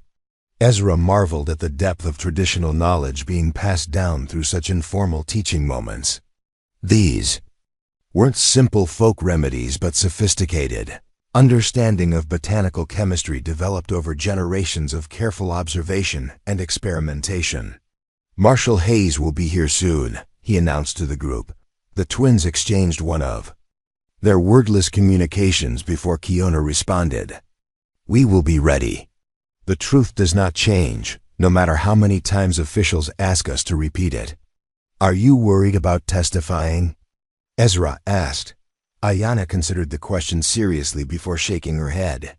"Worried? No, but cautious. Yes, we have learned that white man's justice can be unpredictable, even when the evidence is clear. This is different. Hayes is honest, and the federal prosecutors seem genuinely committed to seeing Holloway punished. Perhaps.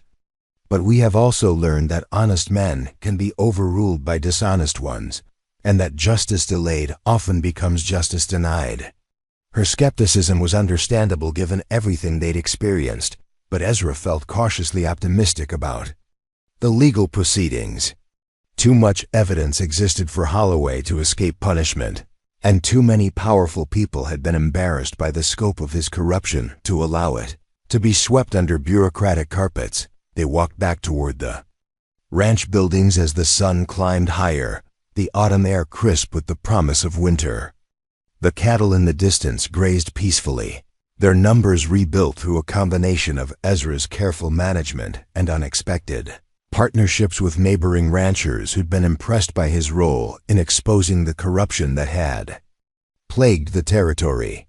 "There's something else we need to discuss," Sam said as they approached the main house.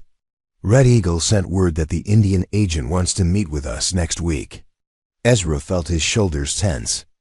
Official visits always brought complications, and Indian agents were notorious for their arbitrary enforcement of federal policies regarding tribal interactions with white settlers.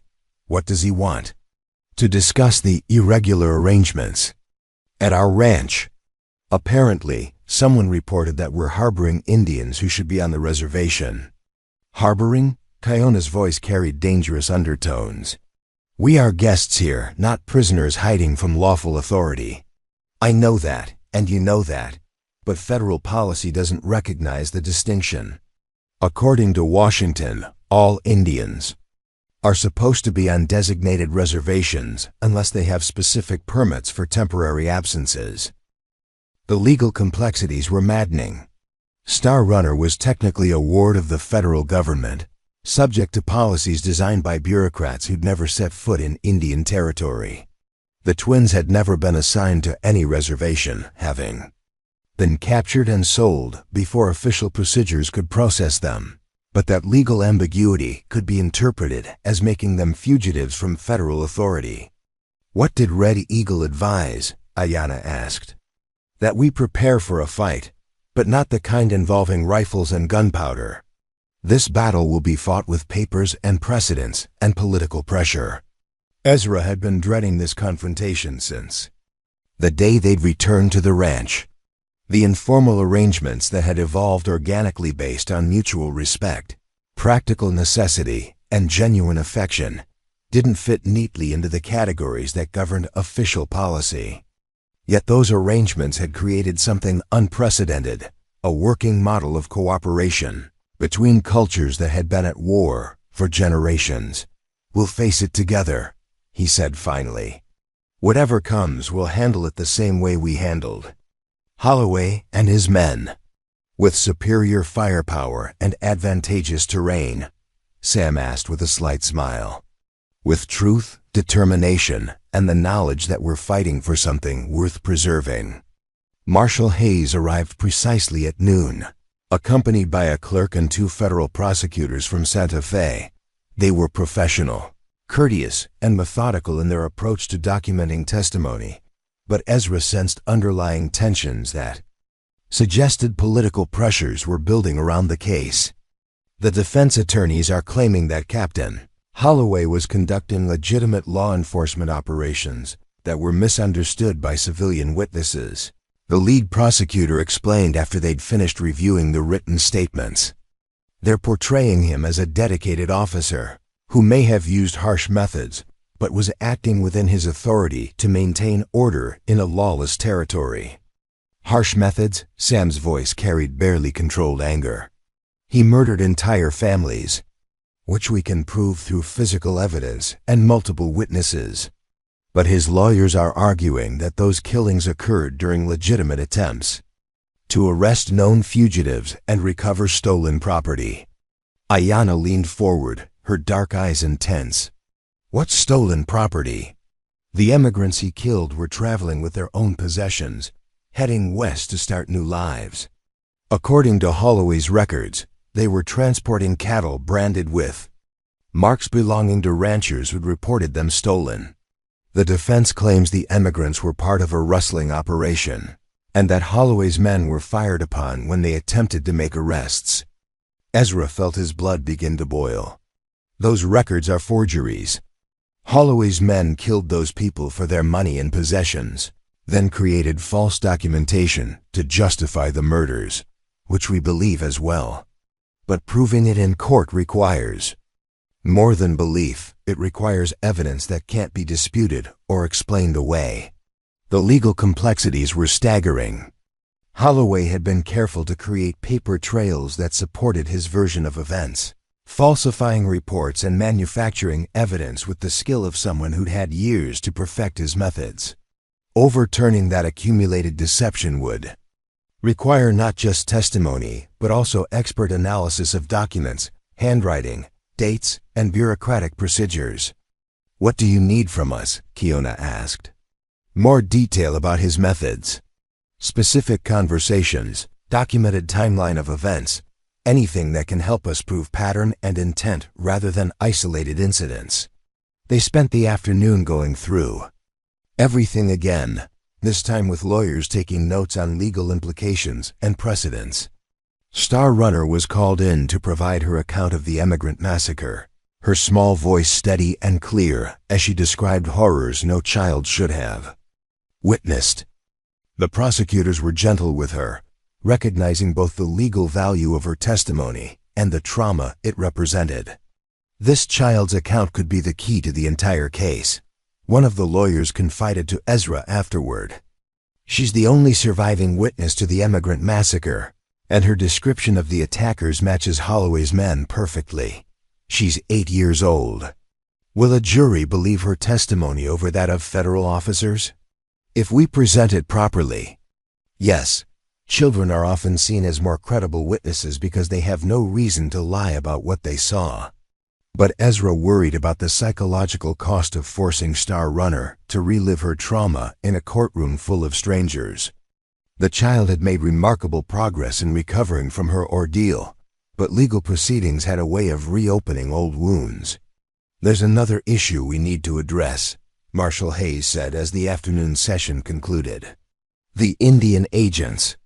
Visit next week. I've been asked to provide an official assessment of the situation here. And what will that assessment say? Hayes looked uncomfortable. That depends on what I observe. Federal policy regarding Indian-white relations is clear, but enforcement has been inconsistent. Your arrangement here is unusual, and unusual arrangements tend to attract attention from Washington. Unusual how? You're housing Indians who aren't on reservations, employing them in capacities that some officials might interpret as violations of federal oversight requirements, and allowing them to travel freely between tribal lands and settled areas. All of that falls into legal gray areas that make bureaucrats nervous. Kiona's expression hardened. So we are criminals for choosing where we live and work? Not criminals, exactly, but potentially in violation of policies designed to maintain separation between Indian and white communities. Those policies, Ayanna said quietly, were designed by people who profit from keeping us separated and powerless. Integration threatens the system that allows men like Holloway to prey on both our peoples. The observation was astute and troubling. The corruption they'd uncovered hadn't existed in isolation. It had thrived in an environment where artificial barriers between communities prevented cooperation and mutual protection. Holloway's men had been able to attack emigrant families in Comanche villages with equal impunity because federal policies discouraged the kind of alliances that might have exposed their crimes. What do you recommend? Ezra asked. Document everything. Show that your arrangements here are beneficial to all parties, that they contribute to peace and prosperity rather than undermining federal authority. Demonstrate that integration can work when it's based on mutual respect rather than exploitation. After the officials departed, the ranch felt strangely quiet. The legal and political challenges ahead seemed almost more daunting than the physical dangers they'd already survived. Fighting corrupt officials with guns was straightforward compared to battling entrenched bureaucracy with paperwork and procedure. Evening. They gathered around the enlarged dining table for a meal that had become their regular custom, a mix of traditional Comanche foods prepared by the twins and Star Runner, combined with ranch fare cooked by Sam and Ezra. The conversations flowed between languages with translation and explanation, bridging gaps in understanding. I have been thinking about what the lawyers said today, Star Runner announced during a lull in the adult conversation. About proving that good people did good things and bad people did bad things. What about it, sweetheart? Sam asked. Maybe. The problem is that the law tries to make everything fit into boxes, but people are more complicated than boxes. You and Ezra are white, but you're not like Holloway. Ayanna and Kiona are Comanche, but they're not like the warriors who raid settlements. I am Comanche too, But I live here and speak English and learn white ways. Which box do I belong in? The wisdom in her question silenced the table. This 8-year-old had identified the fundamental flaw in policies that attempted to govern human relationships through racial categories and artificial boundaries. Maybe the answer, Ezra said slowly, is that we don't belong in boxes at all. Maybe we belong wherever we choose to build families and communities based on something more important than the color of our skin or the language we grew up speaking. But the Indian agent will want to put me in a box, Star Runner said matter-of-factly. He will say I belong on the reservation, because that is where the government says Indian children should live. And what will you tell him? The child considered this seriously, her young face wearing an expression of thoughtfulness that made her look far older than her years. I will tell him that families are not made by government papers. They are made by people who choose to take care of each other. Red Eagle arrived the next morning, bringing with him not just warriors but also women and elders who wanted to see for themselves the place where their children and grandchildren had found sanctuary. The ranch became a temporary village as tipis sprouted near the creek and cooking fires sent smoke spiraling into the clear autumn sky. The Indian agent comes tomorrow, Red Eagle announced after the formal greetings had been completed. I have spoken with him before. He is not evil like Holloway, but he serves a system that sees our people as problems to be managed, rather than human beings to be respected. What do you think he'll decide about our arrangements here? Ayana asked. That depends on what he sees and how we present it to him. If he sees Indians living as dependents on white charity, he will order us back to the reservation. If he sees partners working together for mutual benefit, he might be persuaded to make official exceptions to general policies. The distinction was crucial. Federal policies were designed around assumptions about Indian dependency and white superiority, concepts that broke down completely when applied to situations where cooperation was based on equality and mutual respect. How do we make sure he sees partnership rather than dependency? Ezra asked. By showing him the truth, Kiona replied. That this ranch succeeds because of contributions from all of us, not despite them. That the cattle thrive because we know which grasses are best for different seasons. That the horses stay healthy because we know traditional remedies that prevent diseases. That the land itself benefits from management techniques our people developed over centuries. They spent the day preparing for the Indian agent's visit, not by staging artificial demonstrations, but by simply going about their normal routines, while making sure the significance of each activity was clearly visible. The medicinal herb garden that Ayana had established near the house. The improved horse corral that incorporated Comanche design principles for managing temperamental animals. The diversified crop rotation that combined European agricultural techniques with indigenous knowledge of soil and climate. When Indian agent Thomas Whitman arrived the following afternoon, he found not a collection of wards and benefactors, but a functioning community where different skills and knowledge systems complemented each other seamlessly. His initial skepticism gradually gave way to professional interest as he observed the practical benefits of cultural integration. This is highly irregular, he said after touring the entire operation. Federal policy clearly states that Indians should be concentrated on reservations where they can be properly supervised and educated in civilized ways. And how well is that policy working? Red Eagle asked politely. Are the reservation Indians becoming more prosperous and self-sufficient under federal supervision?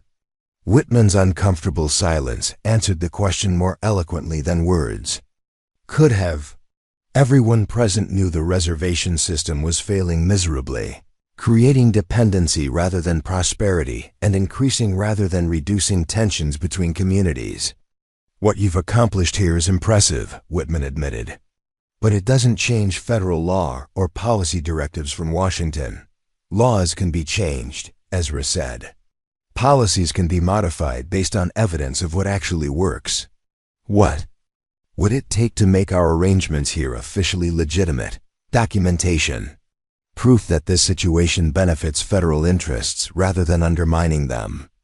Evidence that integration leads to peace and prosperity rather than conflict and confusion.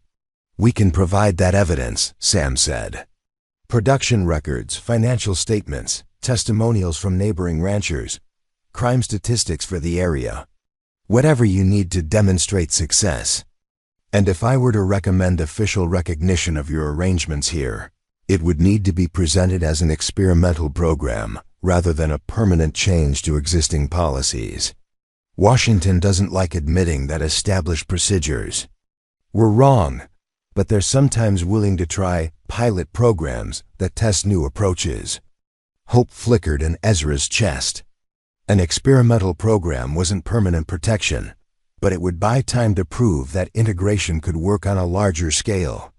What would such a program require? Kiona asked.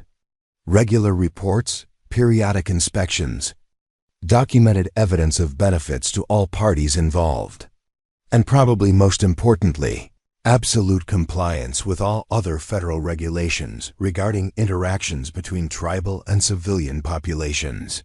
The negotiations continued through the evening and into the next day, with lawyers consulted by telegram and precedents researched in federal codes.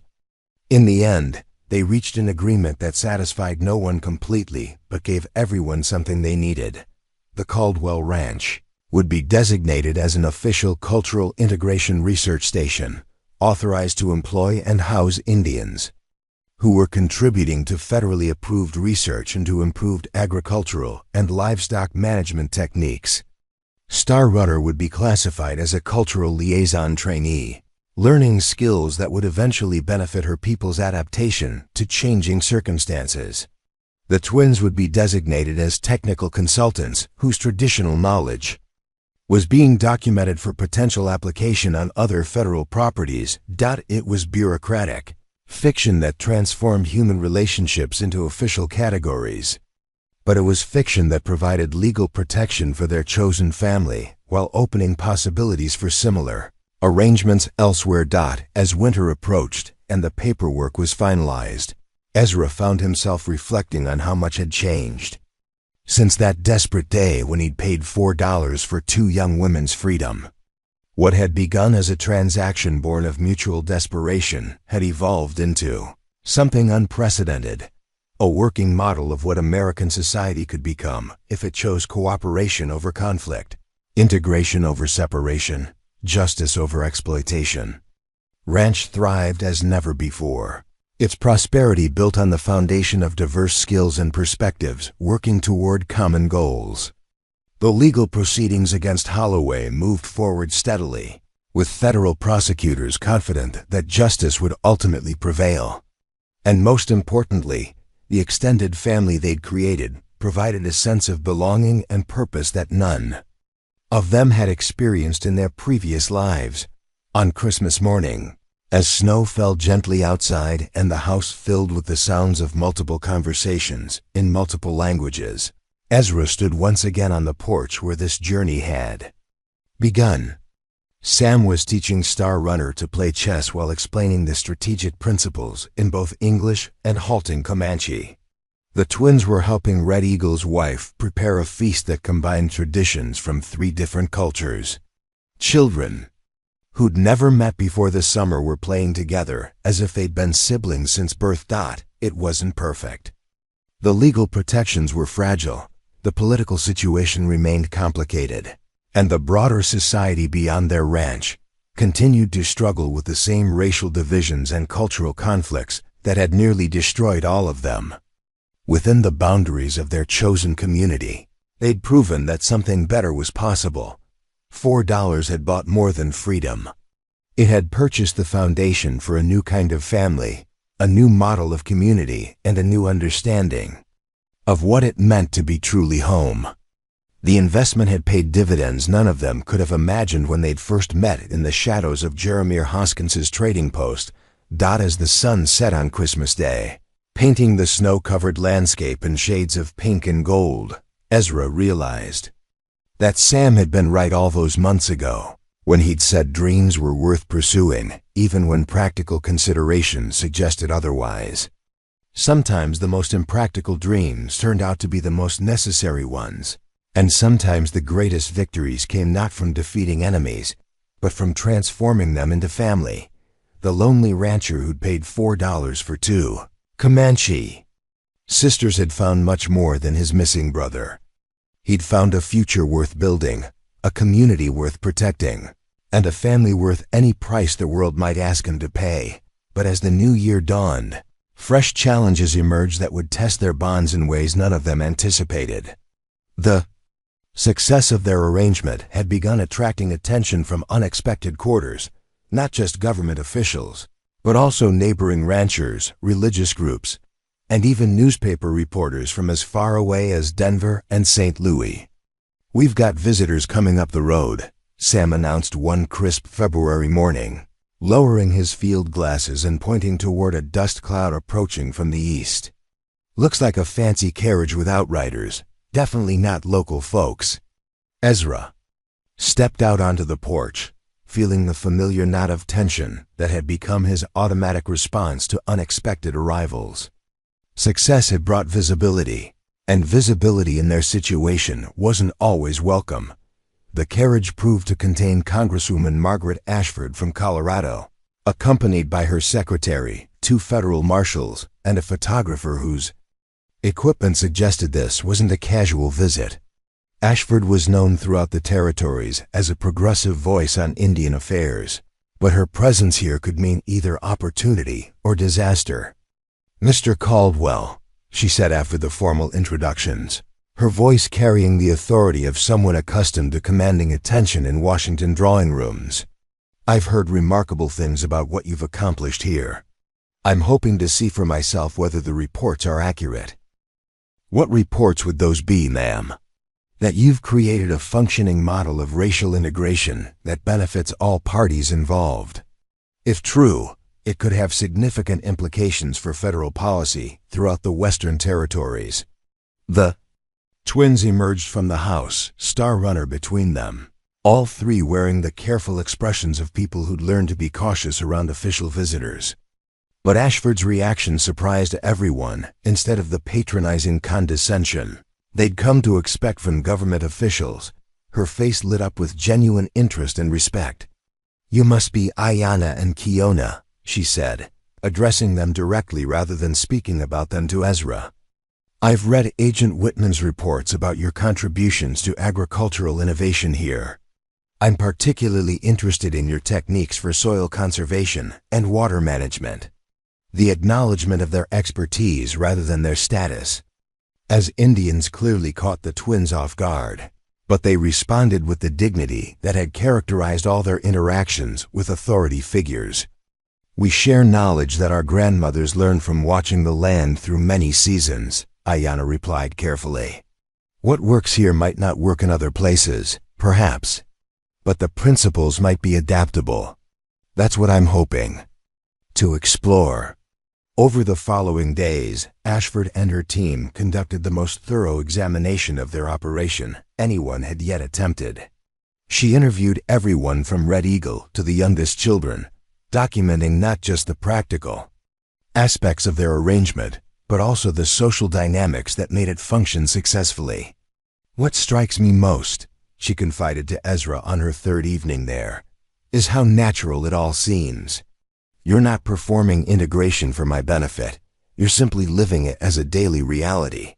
"It wasn't always natural," Ezra admitted. "We had to learn to trust each other, learn to communicate across cultural barriers. There were misunderstandings, conflicts, moments when it seemed easier to give up than keep trying." "But you didn't give up." "No, because we discovered that what bound us together was stronger than what divided us. Shared danger, shared purpose, shared commitment to protecting the people we'd come to love." Ashford made careful notes throughout their conversation, her questions revealing a sophisticated understanding of both the possibilities and pitfalls of racial integration in frontier settings. "I'm preparing a report for Congress," she said finally, "one that could influence federal policy for decades to come. But I need to ask you directly, do you believe what you've achieved here could be replicated elsewhere? Ezra considered the question seriously. Yes, but not by government mandate or bureaucratic directive. It has to grow organically from mutual need and genuine respect. You can't legislate trust or friendship, but you can create conditions where they're more likely to develop. And what conditions are those? Equality of contribution. Everyone here provides something essential to our success: knowledge, skills, labor, perspectives we couldn't get anywhere else. We're not helping the Indians or being helped by them. We're working together because we're stronger together than apart. Ashford's photographer documented everything with the systematic thoroughness of someone creating a historical record. Images of mixed-race work crews repairing fences, of Star Runner teaching Comanche language to white children while learning arithmetic from Sam, of Kiona and Ezra consulting together over cattle breeding records that combine traditional knowledge with modern techniques. But it was the photograph of the evening meal that would later appear in newspapers across the country. A single long table surrounded by faces of different ages and ethnicities, all engaged in animated conversation that clearly transcended racial boundaries. The image captured something that statistics and policy papers could never convey: the simple human reality of people who'd chosen to become family despite every social pressure encouraging them to remain enemies. There's something else I need to discuss with you, Ashford said during her final evening at the ranch. Something that could affect your future here significantly. The serious tone in her voice immediately commanded everyone's attention. They gathered in the main room after dinner, the fire crackling in the hearth while children played quietly in the corners and adults engaged in the kind of relaxed conversation that characterized their best times together. The federal government is considering a new initiative, she continued. A network of official integration centers throughout the Western Territories. Places where white and Indian communities could interact peacefully and productively. That sounds promising, Sam said carefully. What would it involve? Federal funding, official protection, standardized procedures based on successful models. She paused meaningfully. Models like what you've created here. The implications were staggering. Official recognition and funding could secure their future permanently, providing resources to expand their success and protect them from hostile political changes. But it could also mean losing the autonomy that had allowed them to develop organically according to their own needs and values. There would be conditions, Ashford continued. Regular inspections, detailed reporting requirements, adherence to federal guidelines for Indian education and cultural preservation. Essentially, you'd become a government installation rather than a private ranch. Red Eagle spoke for the first time since the conversation began. And what happens to our people's sovereignty under such arrangements? Do we become employees of the federal government, subject to policies made by officials who have never walked in our moccasins? That's one of the challenges we're still working out. The goal is to preserve tribal autonomy while encouraging productive interaction with white communities. But I'll be honest, some people in Washington see integration as a path toward eventual assimilation, not genuine cultural preservation. The distinction was crucial. Integration based on mutual respect allowed both cultures to contribute their strengths while maintaining their distinct identities. Assimilation sought to eliminate cultural differences by absorbing minority populations into the dominant society. What do you think we should do? Kiona asked, her question directed at the group rather than any individual. The discussion that followed lasted late into the night, with perspectives shared in 3 languages and translated for those who needed it. Star Runner, despite her youth, contributed insights that often cut to the heart of complex issues with startling clarity. The white government wants to help us, she said at one point, but their help always comes with chains attached. Maybe we should ask them to help us help ourselves instead. Her suggestion sparked new thinking about how they might engage with federal initiatives while maintaining the independence that had been essential to their success. We could propose a different model, Ezra suggested. Not government-funded integration centers, but privately operated demonstration sites that receive federal recognition and protection. We maintain autonomy while providing evidence that integration can work. A network of independent operations sharing information and supporting each other, Ayana added. Like a family of communities rather than government installations. Ashford's eyes lit up with excitement. That could work. It addresses the sovereignty concerns while providing the documentation and proof of concept that Congress needs to justify policy changes. The idea evolved throughout the remaining discussion, taking shape as something unprecedented in federal Indian relations, a partnership model that recognized tribal sovereignty while encouraging voluntary cooperation between communities. Instead of top-down directives from Washington, policies would emerge from bottom-up successes demonstrated by people who'd actually learned to live and work together. I'll present this alternative to Congress, Ashford promised. But you should know that it will face significant opposition from people who believe integration is either impossible or undesirable. We've faced opposition before, Sam said with quiet confidence. The difference now is that we're not facing it alone. After Ashford's departure, life on the ranch gradually returned to its normal rhythms. But the conversations she'd initiated continued to resonate through everything they did. The possibility of expanding their success to other locations was exciting, but it also raised fundamental questions about how much change their model could absorb while maintaining its essential. Character.Spring brought new developments that tested their adaptability in unexpected ways. A group of German immigrants, having heard about the ranch through newspaper accounts, arrived seeking refuge from religious persecution in their homeland. Unlike previous visitors who'd come to observe and evaluate, these families came hoping to join permanently. We have skills you might find useful, explained Johann Mueller, the group's leader. Speaking careful English learned from a Lutheran minister. Blacksmithing, carpentry, brewing, cheese-making.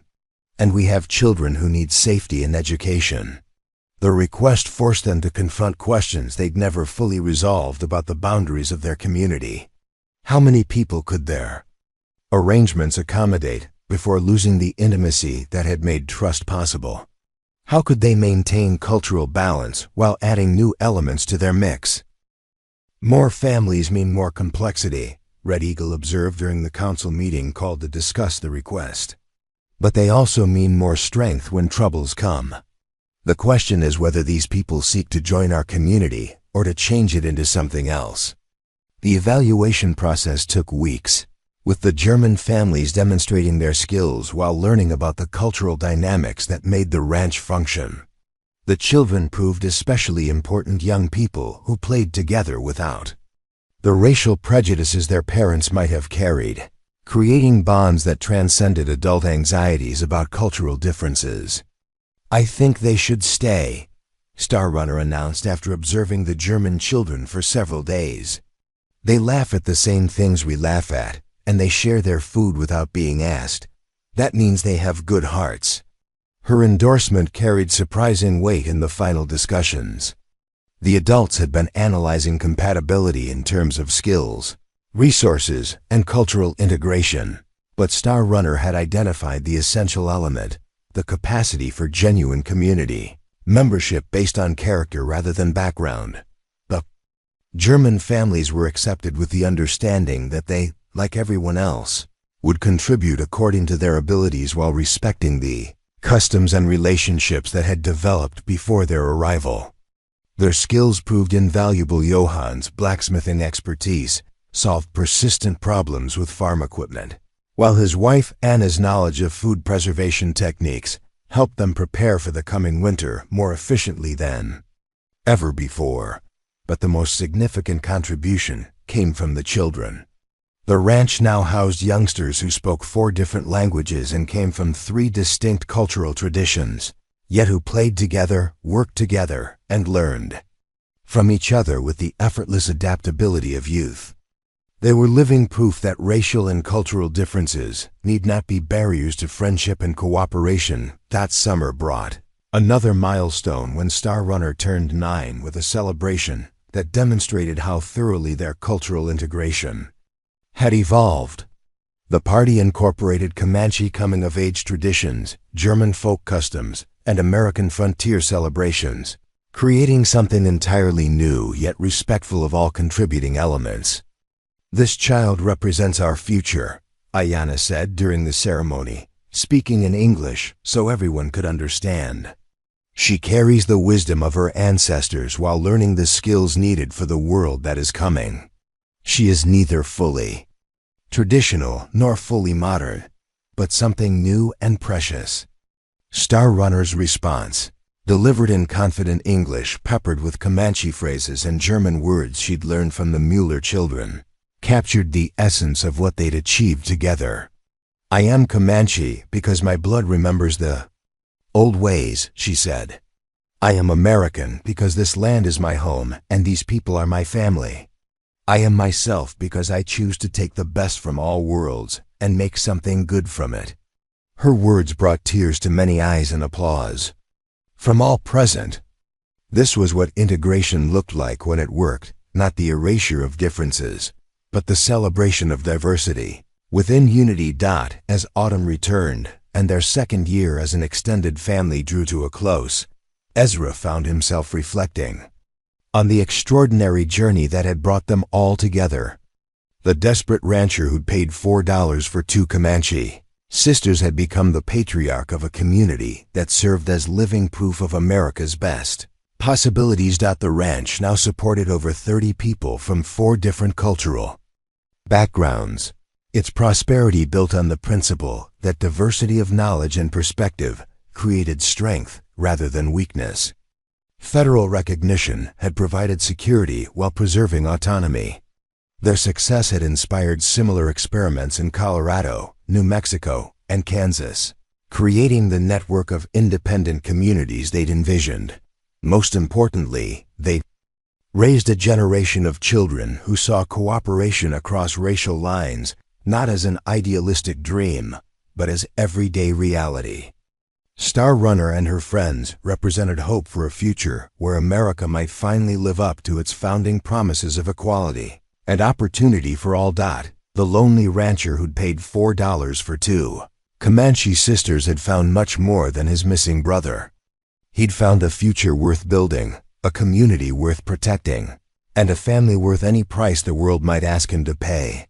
But more than that, he'd helped plant seeds of change that would grow long after all of them were gone, proving that sometimes the most important investments are measured not in money, but in faith, courage, and the willingness to believe that people can be better than their circumstances suggest. The first heavy snow of winter arrived in late November, blanketing the ranch in pristine white that muffled sound and transformed familiar landmarks into magical sculptures. Inside the expanded main house, 3 generations gathered around the massive stone fireplace that had become the heart of their community. The flames cast dancing shadows on walls lined with photographs documenting their journey, images of hostile confrontations transformed into celebrations, of strangers becoming family, of impossible dreams taking root in Texas soil. Johann Muller's eldest son, Friedrich, had taken to carving wooden toys during the long winter evenings, his skilled hands creating miniature horses and cattle that delighted the younger children. But his latest project was different, a detailed model of the ranch itself, complete with all the buildings, corrals, and even tiny figures representing each family member. The precision was remarkable, capturing not just the physical layout, but somehow the spirit of the place. "It's for Star Runner," he explained when Ezra asked about the intricate work. "She helped me understand what this place means. Not just buildings and animals, but homes for people who had nowhere else to belong." The young German's broken English, improved through constant interaction with his multilingual housemates, carried emotions that transcended linguistic barriers. Like many of the children, he'd learned that family could be chosen rather than inherited. That safety came from community rather than isolation, Christmas. Preparations that year involved traditions none of them had imagined when they'd first gathered around this same fireplace. Tiona and Anna Mueller worked together to create decorations that honored both Comanche winter ceremonies and German Christmas customs, while the children collaborated on a pageant that told the story of their ranch in 3 languages with costumes representing all their cultures. "We should invite the neighbors," Sam suggested during one of their planning sessions. "Show them what we've accomplished. Let them see that integration isn't something to fear." The idea sparked considerable debate. Their success had attracted both admirers and detractors among the surrounding ranching community. Some saw them as dangerous radicals undermining social order, while others recognized the practical benefits of their methods and wanted to learn more. "Fear makes people do foolish things," Red Eagle observed. "But so does ignorance. Perhaps it is time to address both."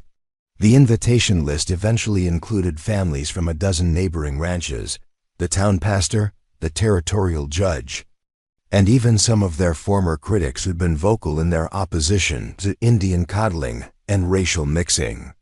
Not all accepted, but enough responded positively to ensure a gathering that would either bridge community divisions or expose them irreparably. The day before their Christmas celebration, Ezra found himself walking the perimeter of the ranch, as he'd done countless times before, but now seeing it through different eyes. The property lines enclosed more than land and livestock. They contained a living experiment in human potential, proof that the American dream could expand to include everyone willing to contribute to its realization. Near the creek where the Fayot twins had first taught Star Runner about medicinal plants, he encountered Ayanna collecting winter herbs by moonlight. She worked with the quiet efficiency of someone following traditions older than written history, her movements graceful despite the cold that sent their breath steaming in the frigid air. "Tomorrow will be challenging," she said without looking up from her gathering. "Some of those coming do not wish us well. Are you worried? Concerned, perhaps, but not worried. We have truth on our side, and results that speak louder than prejudice." She straightened, adding the herbs to her collection basket. "Besides, Star Runner has been practicing her speech for weeks. She will charm them all." Indeed, Star Runner had appointed herself as the primary spokesperson for their community, insisting that visitors needed to hear from someone who represented their future rather than their past. Her confidence was remarkable for a 10-year-old, but then everything about her development had defied conventional expectations. The Christmas gathering began awkwardly, with guests clustering according to their preconceptions and comfort levels. The German families gravitated toward other European immigrants, while established ranchers maintained careful distance from the Comanche visitors who'd come to support Red Eagle.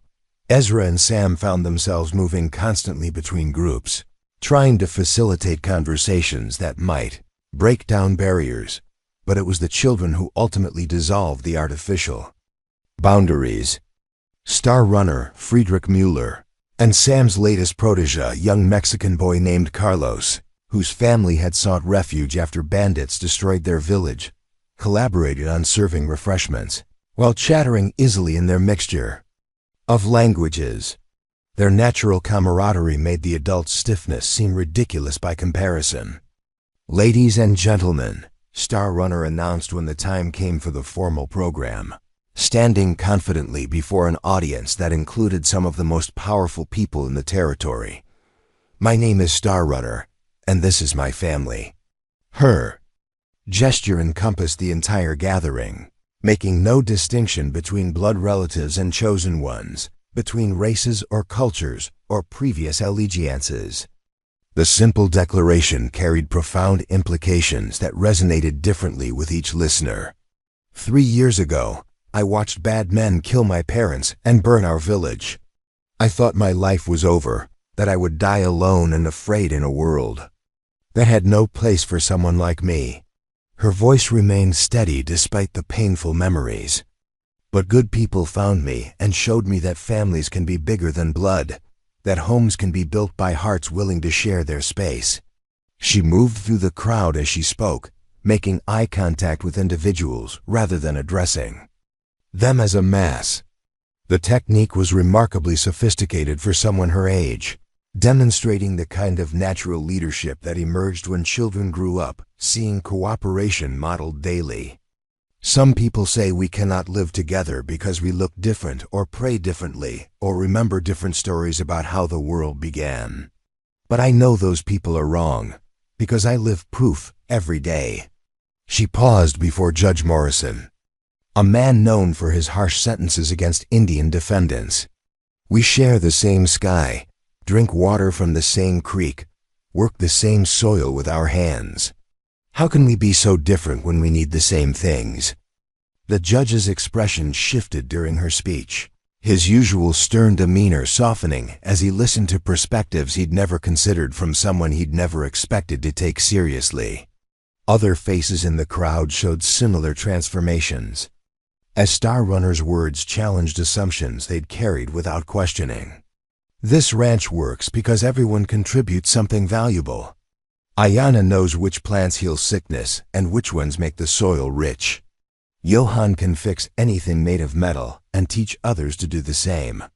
My grandfather Red Eagle remembers where water flows in drought years and how to read weather signs that keep us safe. Mr. Ezra has the legal knowledge that protects us all. And Mr. Sam has the patience to teach children that learning is an adventure rather than a chore.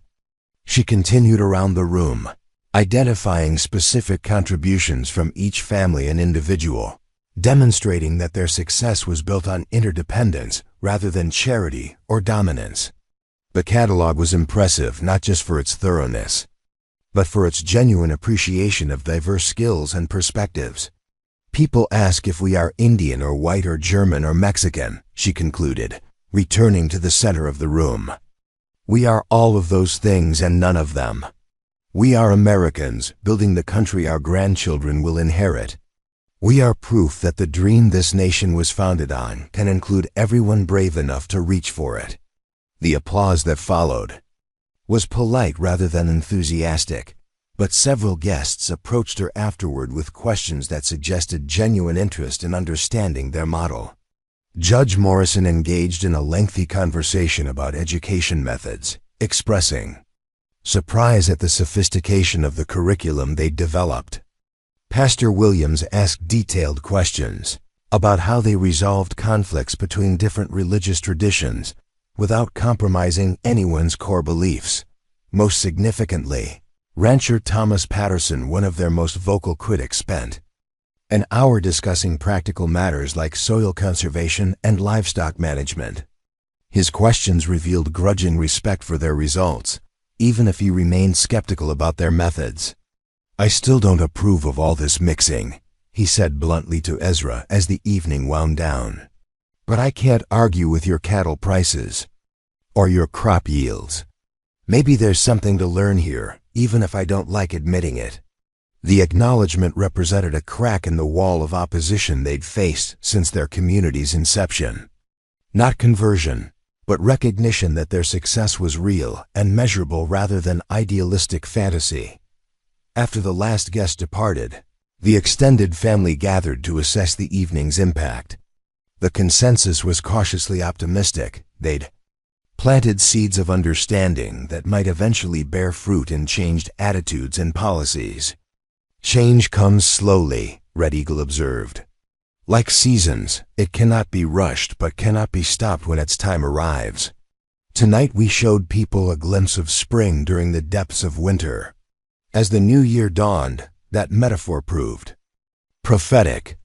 Letters began arriving from other territories, from federal officials, from newspaper editors and university professors who'd heard about their experiment. Delegations requested permission to visit and study their methods. Agricultural journals published articles about their innovations. Religious leaders debated the theological implications of their multicultural success. The attention was gratifying, but also exhausting. Every visitor required time and energy to educate, And the constant scrutiny sometimes made simple activities feel like performances for an invisible audience. The children adapted most easily, treating each new group of observers as potential friends rather than judges. But the most significant development came in March, when a telegram arrived from Washington announcing that Congress was considering the Caldwell Ranch model as the basis for a new approach to Indian affairs throughout the Western Territories. The proposed legislation would establish a network of voluntary integration centers, each operated independently but connected through shared principles and mutual support. "We did it," Sam said incredulously, reading the telegram for the third time. "We actually changed federal policy." "We started the change," Ezra corrected. "Actually implementing it will take years of careful work by people we may never meet." The distinction was important. Their success had proven that integration could work under the right circumstances, but scaling those circumstances to accommodate millions of people across thousands of miles would require sustained effort by countless individuals committed to the same principles. Spring brought another milestone when Star Runner was formally adopted not just by the ranch community, but by the territorial government as a ward of successful integration, making her the first Indian child to receive such recognition. The designation provided educational opportunities, legal protections, and symbolic significance that extended far beyond her personal situation. "I am honored," she said during the formal ceremony, "but I hope someday no child will need special recognition for belonging to a family that loves them, regardless of what they look like or where they came from."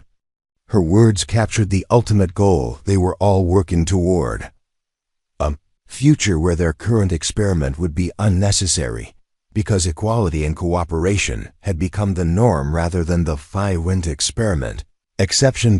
As summer arrived and their fourth year as a community began, Ezra reflected on the extraordinary distance they'd traveled from that desperate day when he'd paid $4 for two strangers' freedom. The investment had generated returns beyond imagination, not just in personal happiness, but in social progress that would benefit generations yet unborn. The lonely rancher had found his brother, but in the process he'd helped prove that brotherhood could extend beyond blood to encompass anyone willing to choose family over fear, cooperation over conflict, hope over hatred. The legacy would endure long after all of them were gone, carried forward by children who'd grown up believing that differences were strengths rather than weaknesses, that diversity was America's greatest asset rather than its most dangerous threat. Up next, you've got two more standout stories right on your screen. If this one hits the mark, you won't want to pass these up. Just click and check them out. And don't forget to subscribe and turn on the notification bell so you don't miss any upload from us.